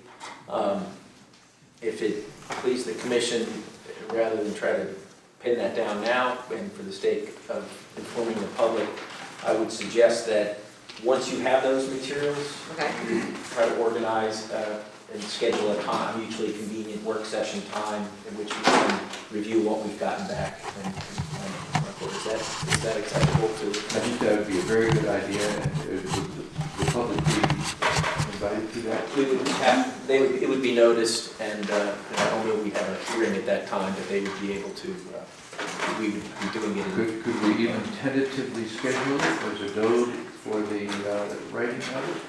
Like sometime in the beginning of May? I would say as expeditiously as possible upon receiving the materials from the commission, because I think that's the driving force, and I'm not sure that we're going to control that. Is that okay? Absolutely. Thank you. Any other comments on the comprehensive plan? Anybody have anything? The next item on the agenda is the sign ordinance amendment request. This item is one that frankly is also, I believe, in a bit of an unusual state. As you recall, at our last time we addressed this issue, there was a recommended change to the ordinance that would have excluded fire departments, fire and rescue departments from the provisions of the sign ordinance, and this was put forward as a response to concern about unclarity or confusion about the current ordinance. What we've been given is the actual ordinance itself. We asked to try to understand this better. I don't know if Michelle, you have any further update. I think that the action after the last meeting was that we would take another look at this in light of the new staff and the zoning. Do you have anything to add on this? No, sir. Could that be something we did at the same comprehensive plan and zoning ordinance meeting? Well, what's a little unclear to me is what is actually before us. I believe we voted not to change the amendment, but we wanted to try to understand the problem with the application, so we could certainly take that up. From what I've seen of this so far, it's pretty clear that this is not the kind of sign, that this is not a question about confusion about the ordinance, that this is a question about wanting to put up a sign that would not comply with the ordinance. So to me, that much has been made clear by what's been submitted. So in that case, I guess there is a matter of whether we feel that our sign ordinance is in need of revisitation. And I suppose any of us could address that at this time. My personal view is the ordinance is working just fine, and the problem here is that this application is not in compliance. Anybody have any further comments on that? I'll take the position exactly opposite of yours. I think the fire department is probably on equal footing as the government of Rappahannock County. We provide them with funding. We oversee their operations, audit them. They provide needed public service to us. And the comments earlier about the signs providing unusable information, I take exception to that. In terms of fire, changing clocks, putting batteries in clocks, and all these kind of things. And I think that if we don't support them and help them do the things that they want to do, it's simply going to be a transfer of that financial burden to the county, in terms of they're going to be tired of working with us, and they're going to quit, and then we're going to have more paid people flowing into these departments if we don't try to facilitate and help them in ways that we can without putting money out. So I think we should support the fire department and the rescue squads, particularly with these signs. It's a minor request, and it's not going to put a blight on the county. Well, thank you, Mr. Henry, for expressing that view.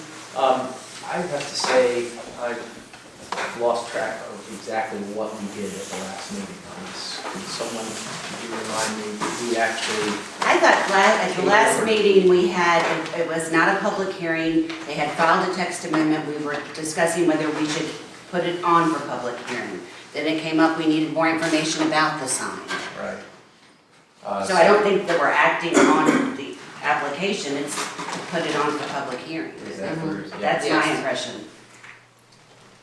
Much like I felt with the Fletcher. Well, Mr. Parrish, you're a very important member here because you're gonna catch the flag as a board supervisor, so we're gonna let you decide what you wanna do. Well, it seems to be, right now, it's appropriate to advertise it for public hearing.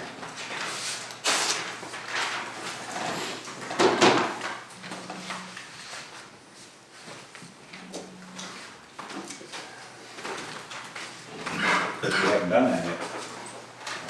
So I'll make a motion that we advertise this sign. I think what they're asking is to change the ordinance to where fire departments are excluded from, so whatever they're asking for, we need to advertise it for public hearing. I second that, that's the discussion. Okay, Discussion? yes. I think, at least in my mind, the big concern is the old type of sign is not going to be available anymore. And so we need to write the ordinance that these new signs that are computer controlled have specific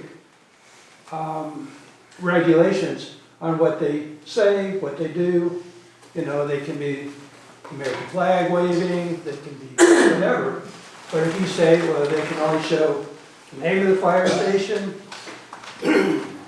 and certain information, and it's not blipping all the time, and the color of the lights, no greens, no reds, no blues, or no yellows, whatever you decide.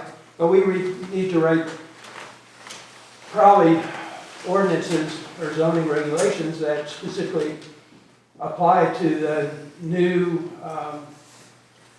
technology. Because the old technology sounds like it's not going to be here. So, Well, I'm sorry, you've been. I'm pretty much finished. To be clear, the amendment that has been proposed would exempt the fire departments from that ordinance, no matter what it said. So the text amendment that we're talking about would allow the fire departments to, it seems to me, I'm not sure if there would be other restrictions, but what they've asked for is to be excluded.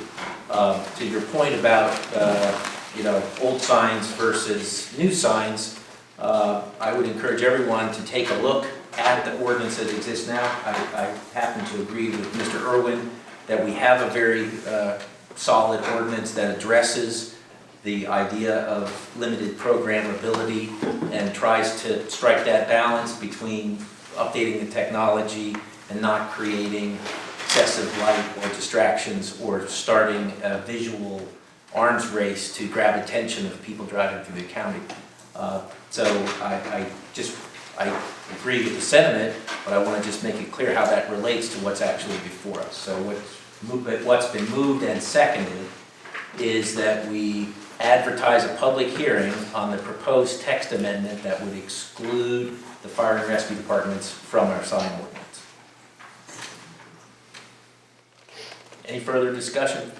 That's not the motion that I was making when I said I wanted to have discussion. It was much like was echoed at the end of the table, that while they have filed this application to exempt them, the staff could certainly work with them to come up with a compromise, such as, they could be allowed a certain sign with the color restrictions, just like we were saying. And that it could be advertised generically to amend the sign ordinance for these kind of agencies. And then maybe it's not that they're exempt, but maybe we address the concerns that we have. Okay. They said themselves that they didn't want it changing constantly, so maybe there's a happy medium.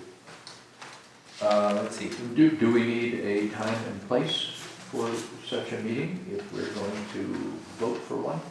Well, so first of all, did you make the motion or second it?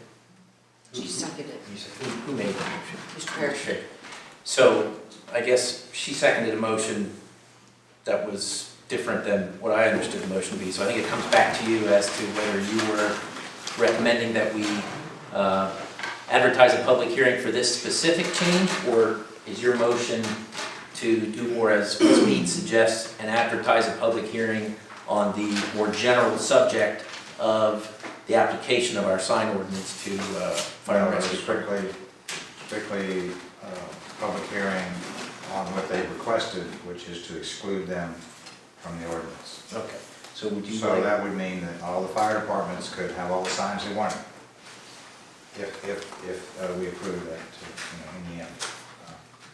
Okay, so that was the motion. Do you care to continue to second that motion? I believe we could still have a public hearing, and through that process, it could Evolve. You want to do it at the same time? I'm Well- going to amend my motion. I prefer it to be amended because I think we could get to the same end. So, okay, so I'll amend my motion so that we advertise for public hearing on allowing them to be excluded from the ordinance, and at the same time have a public hearing on our signing ordinance in general. Is that- No, I think it's that they've filed an application to amend the ordinance to Right. exclude them. Right. Through that process, just like you change conditions many times, we could shape it. So my suggestion is just to advertise a public hearing to amend the ordinance for these kind of agencies. And then staff, in working with the fire department, could come up with some language. And some options. I don't think you and Chris are, I think y'all are saying the same thing, you're just putting a little bit more of a character on it. Yeah. Well, I believe. How about if I retract my motion and you make a motion? Okay? Certainly. I retract my motion. I move that we advertise a public hearing to consider an amendment to the sign ordinance related to volunteer fire and rescues. I second. Thank you very much. Any further discussion?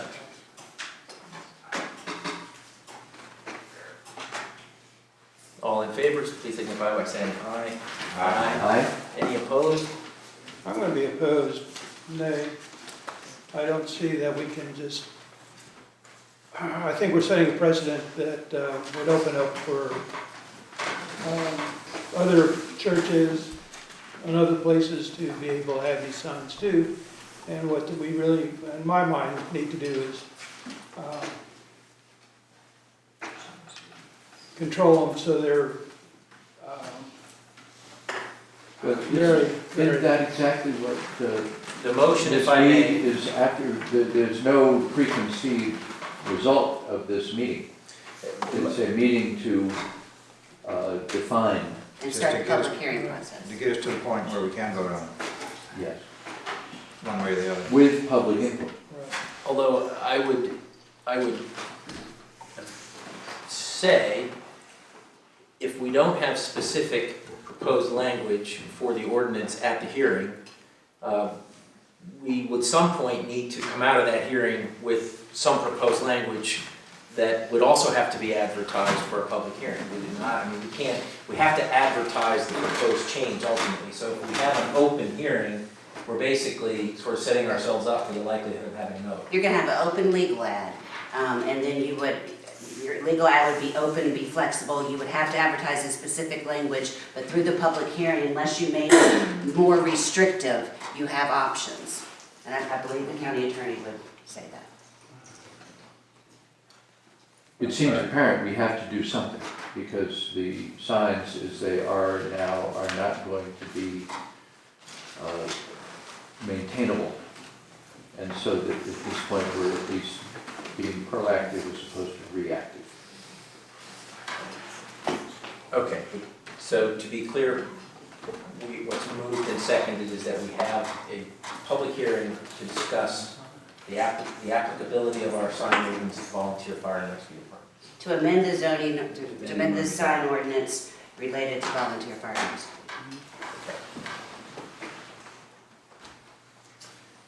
Motion's been moved and seconded. Any further discussion? I think you've already voted on it. Correct, I'm sorry. It's done, I'm still fine with nay. Yeah, okay, so I'm sorry, I take that as clarification. My apologies. I think we're ready to move on. I believe this brings us to the new business First item, new business tonight is Mr. Miller's proposed text amendment to the zoning ordinance. I believe Mr. Miller is here. Mr. Miller, would you like to say a few words about this request? Yeah, I'll give you 2 minutes of background on why I'm doing this, and then I'll tell you what I'm actually asking for. I would like to put a practice area in where the golfers can go and hit golf balls. I don't want nets, I don't want lights, I'm not even going to put electricity out there, but I just need a patch of grass where people can go and hit golf balls. When I went to do this, I looked at the zoning ordinance, and it said that the only place you can have a driving range is general commercial and some other type of commercial. I don't think there's a big enough piece of land in Rappahannock County that's zoned general commercial to put a driving range, and if there was, you wouldn't want one there because people would hit the houses and the buildings and the businesses with golf balls. I'm guessing whoever wrote that language had batting cages or something else in mind. They put it in the same category as go-karts, which doesn't really make sense. So all I'm asking for tonight is that a driving range be placed in the same category as a golf course so that I can come back to you and ask for a special exception, where you'll get to see exactly where I want to put it, and you can see whether you think it's a hazard or anything. So to me, it makes a whole lot of sense to just put it in, to make agricultural land a place where you could apply for the ability to have a practice area for golfers. That's it, pretty much. Thank you. So I believe the action before us tonight would be to discuss whether we'd like to schedule a hearing on such a proposed change. Mr. Henry, would you like to start? I have no problem with I have no problem with holding a public hearing. I have to wonder, is that not, as Mr. Miller has described it, accessory to his golf course? It's not the same parcel. Yeah, I did it on a specific parcel. Okay. I apologize. Mr. Harris? Well, yeah, I mean, it makes perfect sense. To have a driving range is not a commercial piece of property is not adequate in this county. And so if you can have a golf course on agricultural land, why wouldn't you be able to have a driving range on agricultural land? Mr. Brown, you have any comments? Mr. Bennett? Well, I think we need to look at the description of what a driving range is in this case. Mr. Miller is talking probably a single level, I don't know, 10 tee off places. Oh, patch of grass. What my concern is without having our description of a driving range, that somebody else says, oh, this is a great idea, to put up a 3-story driving range in agricultural property. So if we do this, we have to have a new description of a driving range that makes it limited to whatever size, 8, I don't know what to call it, tee-offs or driving spots, or 10, 8, and that kind of stuff. And they still have to apply for it. And also, please, let me address that. So that would be one option. We could try to articulate those requirements, but I believe that the default process would be that anybody wishing to do one of these uses would still have to come before us, which would give us the opportunity to set conditions. And I certainly agree with you that we would in all certainty want to set conditions on the level of disruption, size, numbers, and lighting and noise and that sort of thing. But I don't think we would have to do that in order to set those items as conditions on any application that comes in, because of the general authority we have to protect the integrity of the surrounding area. So that's not to, I believe there's another option to what you're suggesting. right, it could be. It just made sense to me that you, in your ordinance, you say what a driving range is in our county, so you're not having a 3-story building, food court, etc. Thank you. Mr. Bird, you got any thoughts on this? I think they've been well articulated. And I agree. I think we can agree to this amendment without any real commitment to what we would do with the application, of course. Be glad to hear it, and I think as you've heard tonight, it's very likely that there would be a strong consideration for a Rappahannock-like driving range much as you've, I think, succeeded in creating a Rappahannock-style golf course. So thank you for that. So I believe we're, unless I've missed something again, as I'm trying to keep track, looking for a motion to make a recommendation about scheduling a hearing for this. I will make such a motion. Is there a second? I second. Any further discussion? I also have a little concern about any use in agricultural districts where there's land use being used, that this new application really is maintaining that land use, whether it's cattle grazing, haymaking, or whatever, because I can see that some of these things, it might be conflicting to have your cows in the driving range.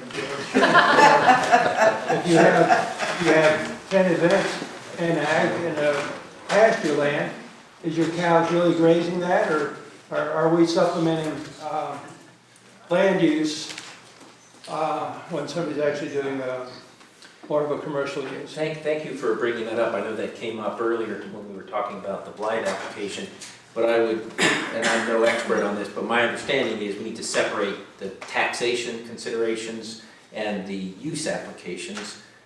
Just by allowing the use through zoning does not somehow undo the requirements of demonstrating an agricultural output in order to qualify for land use taxation.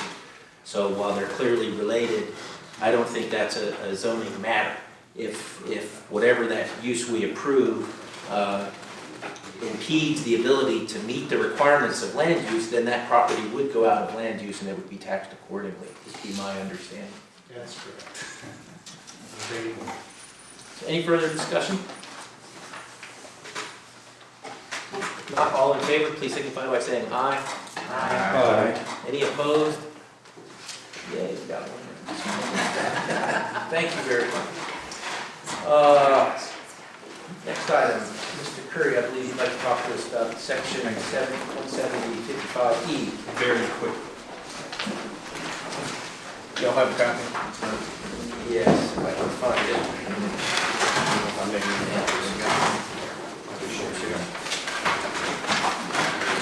This one's mine. Sorry. Good job. I'm just going to stand right here and we're going to make this quick. So 170-55 deals with applications for your special permits and special exceptions. And the longer I get here, the more sections of the ordinance I read and I try to understand what it is that we tell the public we're going to do. And E speaks to application for special permit or special exception shall be filed not later than 16 days prior to the next regular monthly planning commission meeting at which it will be placed on the agenda. At that meeting, the commission will review the general content of the proposal and request specific additional information to be provided by the applicant or staff. If deemed necessary, the commission may hold a public hearing, advertised in accordance with Code of Virginia, ... So, this makes pretty clear that an application for a special permit or special exception is supposed to come to this body. You're supposed to review it, determine whether it's ready to go to public hearing, and then send it to public hearing. Don't think that's what you've been doing. It is a little bit in conflict with the BZA's rules of procedure, which now they have the secretary is distinct from the zoning administrator, so it takes things a little bit out of whack.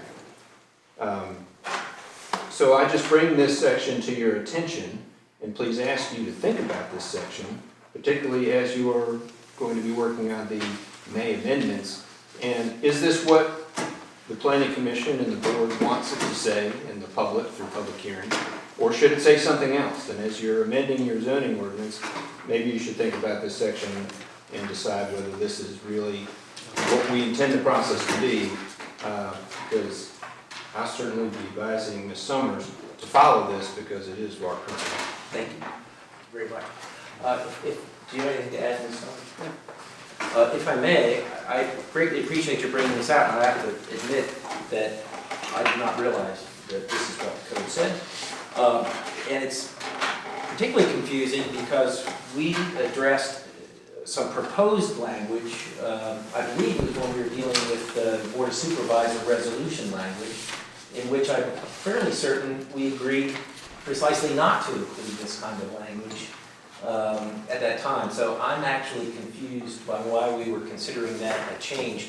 But I would say there is a record somewhere of our actually considering this provision as the commission. Does anyone refute my memory of this? Sounds like you would recall it. It was parts of that section, but I don't remember the specifics.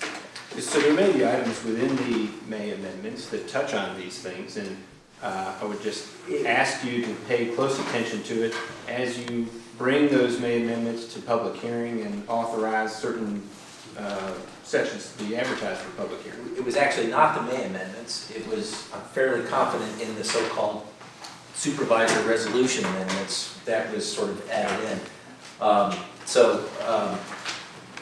What, if I may,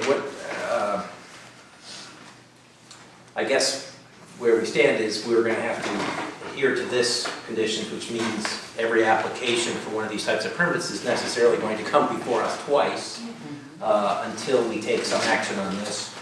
Well, if you deem it needs to have a public hearing.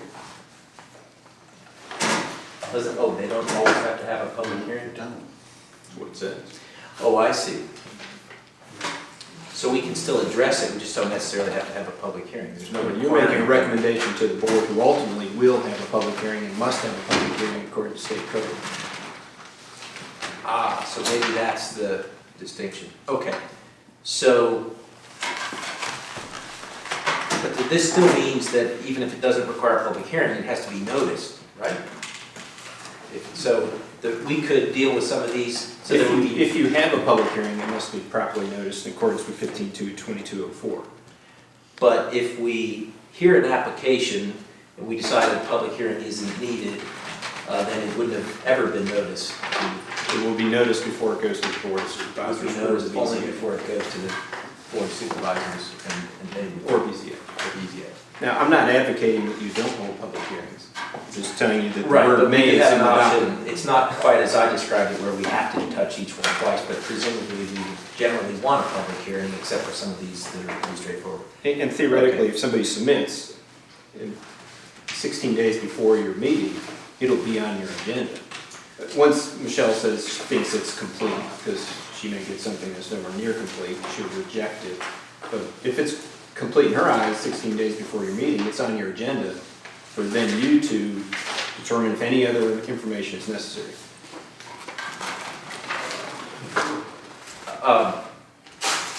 Thank you for the clarification. I would request that we look for the place where we dealt with language on this particular provision. I believe it was in the markup associated with the supervisor resolution amendments and related process changes. I believe that's how we characterized it. But as for now, I don't think we have any other action to take other than to revisit that and perhaps take it up at our next meeting. Whenever they bring us the zoning ordinance, amendments, I think we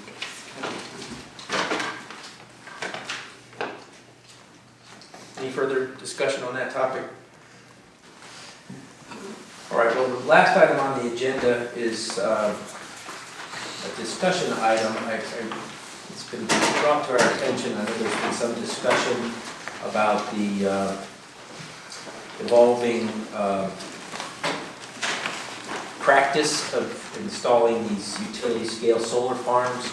Mr. Fletcher brought it up earlier this evening. This got on the agenda, I think it's been discussed in a variety of contexts. I know that both Fauquier County and Culpeper County have adopted some policies around it.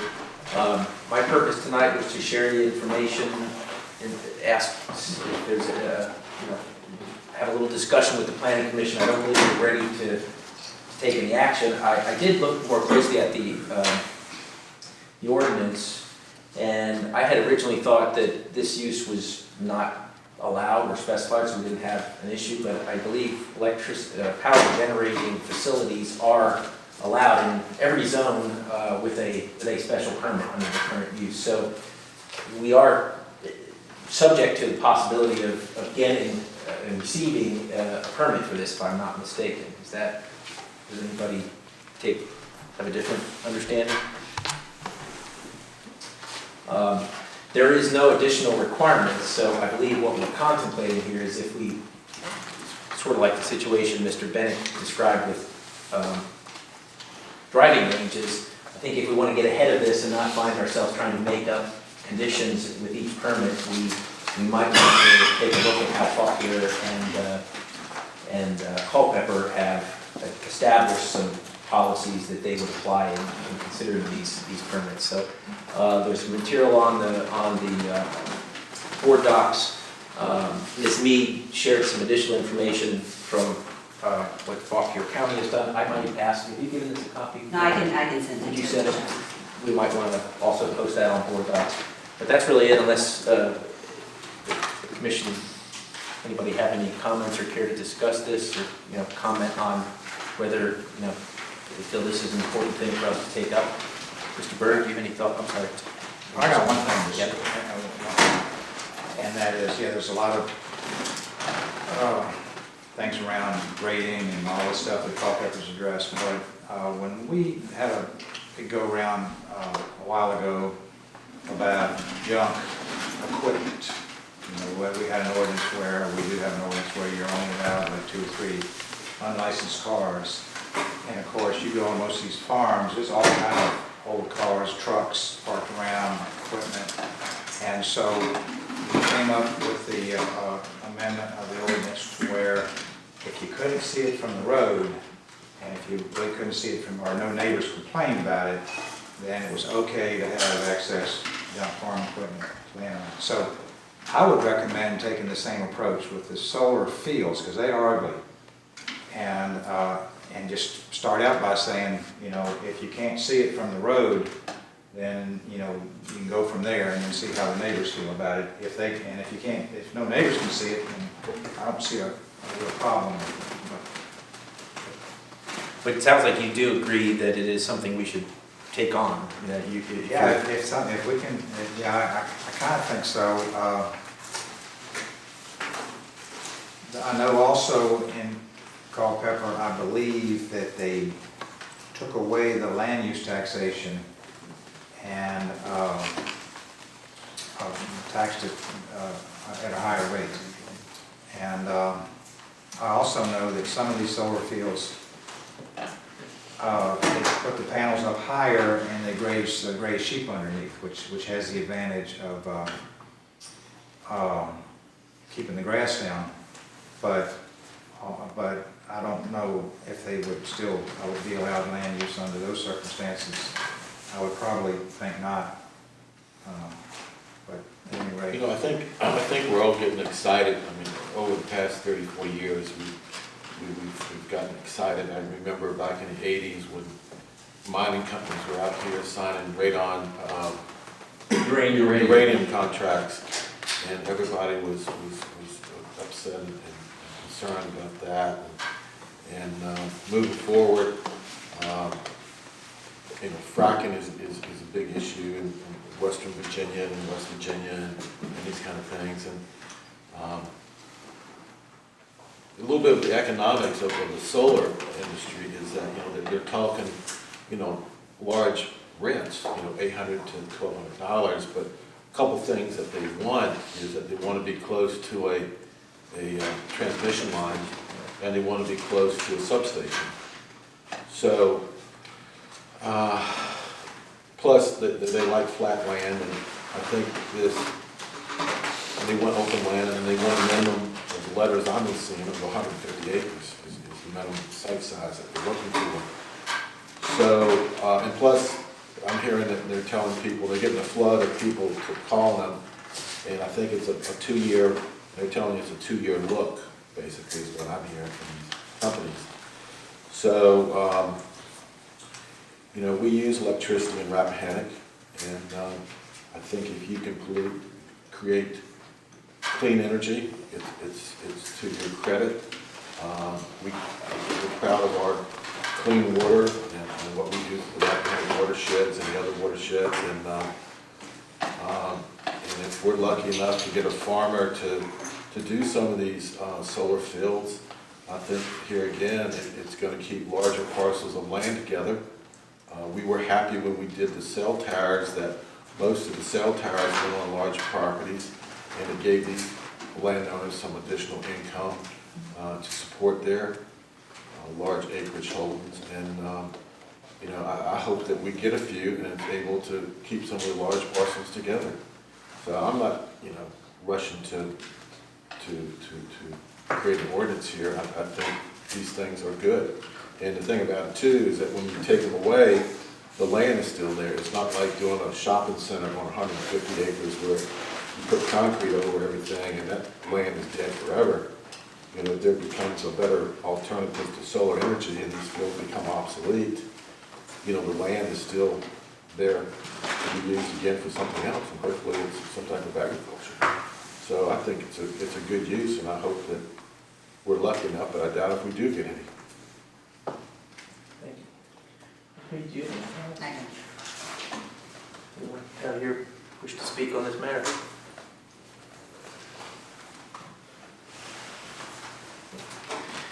All right, well, thank you for that.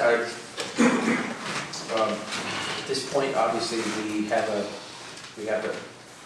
process where the permit application could come in, and if that happens in the meantime, if we have to do anything else, we would deal with the individual conditions. I believe that completes all the items on our agenda. Our next meetings are May 16th. Entertain a motion to adjourn.